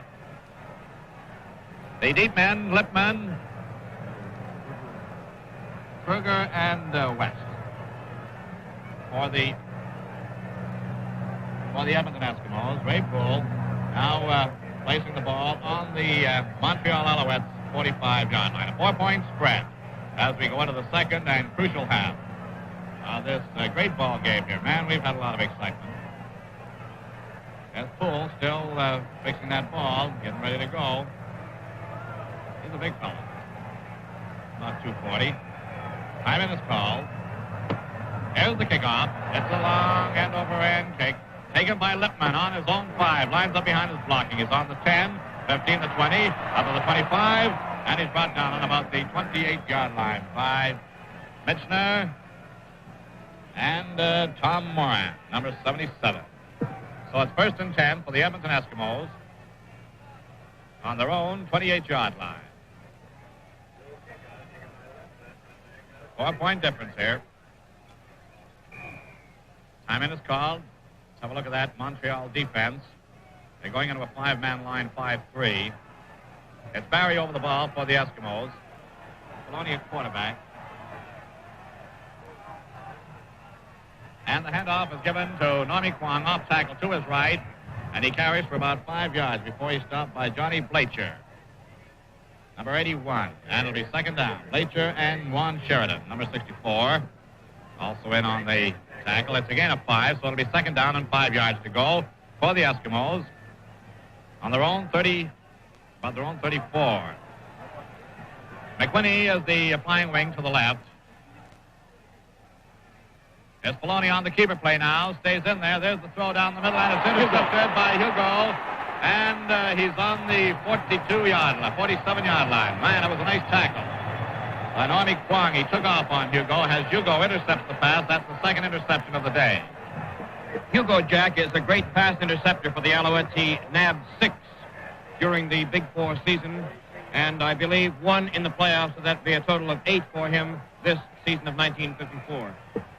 Well, he got one at a very tight spot in this ball game, and it gives Montreal the ball on the Edmonton Eskimos 47-yard line. Running in now for the Eskimos. Hayton got in on defense.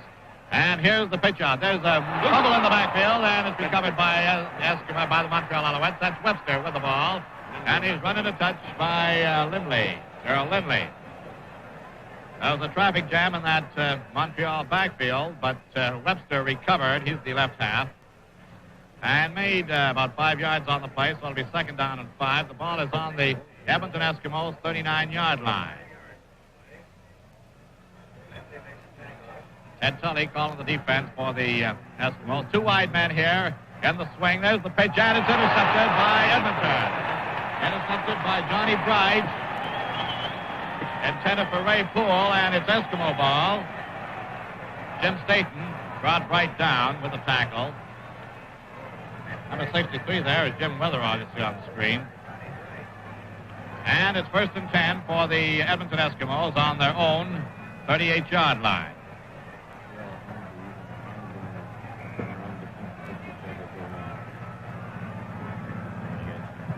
So it's 1st and 10 for the Edmonton Eskimos against the Montreal Alouettes. Alouettes going into a 5-man line, 5-3-3.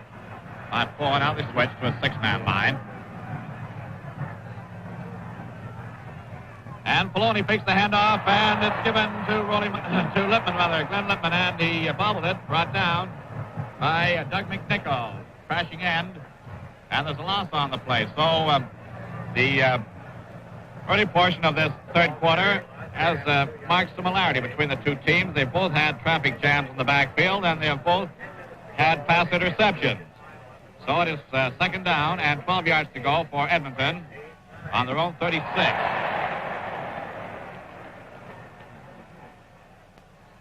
Man in motion. Here's the handoff to Glenn Lippman, taken off to his right, gets some nice blocking, cuts in, and he carries up to the 45, up to about the 47. It's Virgil Wagner, number 78. Finally brought him down, and Bruce Calder had a piece of that tackle. So it's close to 1st down for the Edmonton Eskimos. It'll be 3rd down and about 2 yards to go. The ball is on the Eskimos 47. Now Eagle Keys is going into the ball game. Pick him up on your screen there. You can see that he is limping with a bad ankle. And Coach Frank Harvey is sending in his kicking squad. In other words, Keys will snap the ball back to Filoni on a 3rd down with 2 to go. The safety men will be Bewley and Joey Powell. Powell closest to you. Bewley on the far side. Bewley number 93. Filoni will kick from his own 32. There's the snap. There's the kick. He puts it to it. And it's taken on the 35 by Hunsinger. Hunsinger is hit on the dead run back to the 30 by Lindley. This Lindley is playing himself a real ball game for the Edmonton Eskimos in this one. The score is 18-14 in favor of Montreal. Montreal in possession on their own 32-yard line. So it's 1st and 10, Montreal. 4-point spread, 18-14. And a thriller here at Varsity Stadium, the final football game of the year in Canada. So the Alouettes break the huddle. Hunsinger's the right half, and there's the pitch out to Hunsinger. Lines up behind his blocking, gets some great blocking by Poole, and he picks up 5. He cuts in, he's up for 10. He's on the 40. Up by Wilsey. Ray Wilsey runs him into touch. On about the 41, it'll be near that 10-yard marker. The ball is pitched in from the sideline. Calder getting some real fine blocking in there for Hunsinger. So it is a gain of 8 yards. 9 yards, 2nd down, and 1 to go. That was that wide pitch-out play from Sam the Rifle Etcheverry. And the handoff is to Webster, who tries center and carries for at least 1 yard, where he's stopped by Bill Briggs, number 42. What a pile up along the line. Mike King, number 82. And Montreal needed only that 1 yard for 1st down. They picked up 1 and 1 to go with it. So it's 1st and 10 for the Alouettes on their own 44. Edmonton shift into a 7-man line. And they're missing Eagle Keys, who is the center linebacker, and out with injuries. Here's that throw pass over the line, and it is incomplete. It was intended for Ray Poole. I couldn't quite see it because Poole's back was towards me, and it's incomplete. Knocked down by Tully. Tully had him covered, so it'll be 2nd down and 10. 2nd and 10 for the Montreal Alouettes on their own 44-yard line. That's Tully calling the defense for Edmonton. They go into the 6-man line, 6-3. Here's the 2-man spread to the left for Etcheverry. Etcheverry has to hurry, and he's brought down by Fraser, who got a piece of him. And then he was smeared from that left end by Weatherall, left tackle. And there's a loss of 5 yards on the play, so it'll be 3rd down and 50 to go. And Coach P. Headwalker sends in his kicking squad. Dropping back in safety for the Eskimos is Kruger and Davy West. And Tex Calder will kick from his own 25. There's the snap. It was almost blocked. But he put his foot to it. Mendrick almost got through to it. And here is West taking it on his own 20. On the 25. He's hit on the 25 and carries to about the 28. Ray Sacia, Little Flower, number 51. Leveled off on West. Brought him down. So it's 1st and 10 for the Eskimos on their own 28. 18-14 is the score in favor of the Montreal Alouettes over the Edmonton Eskimos, playing in the 3rd quarter of the Grey Cup final here at Varsity Stadium.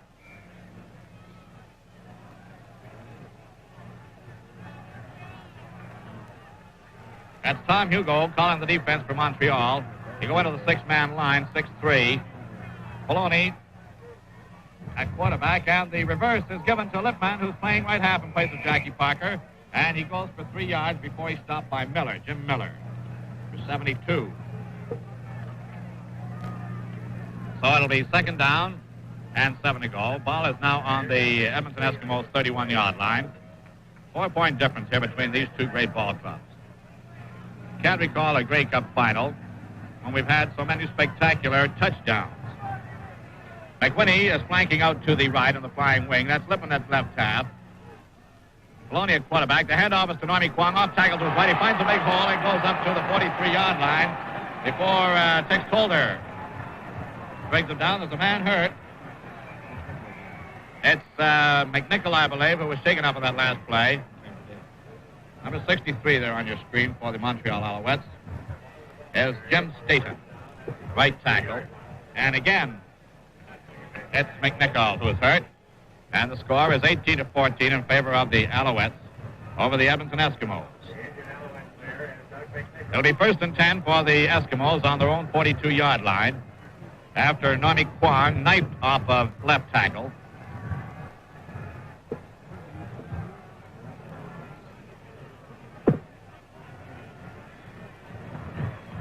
Here comes McNichol to the sidelines. Great ball player. So Montreal shift into a 5-man line, 5-4 defense here. Almost that umbrella pass defense. Flankers to the left. That's McWhinney. And here's the handoff to Wally Miles. Up to Kruger, Kruger carries that up for a first down. Goes for 13 yards. Kruger playing in that right-hand slot in place of Rollie Miles. And it was Bruce Coulter, number 65, who made the tackle. So Frank Ivy has gambled in this third quarter with 2 rookie backs in Lippman and Kruger. The only veteran then is the fullback, Normie Kwong. McWhinney is flanking to the right. And the handoff is given to Normie Kwong, and he carries for 5 yards up to the Montreal 50-yard line. He's stopped by Johnny Blacher, number 81. Also in for a piece of the tackle is 63, Jim Staten. Here's Staten.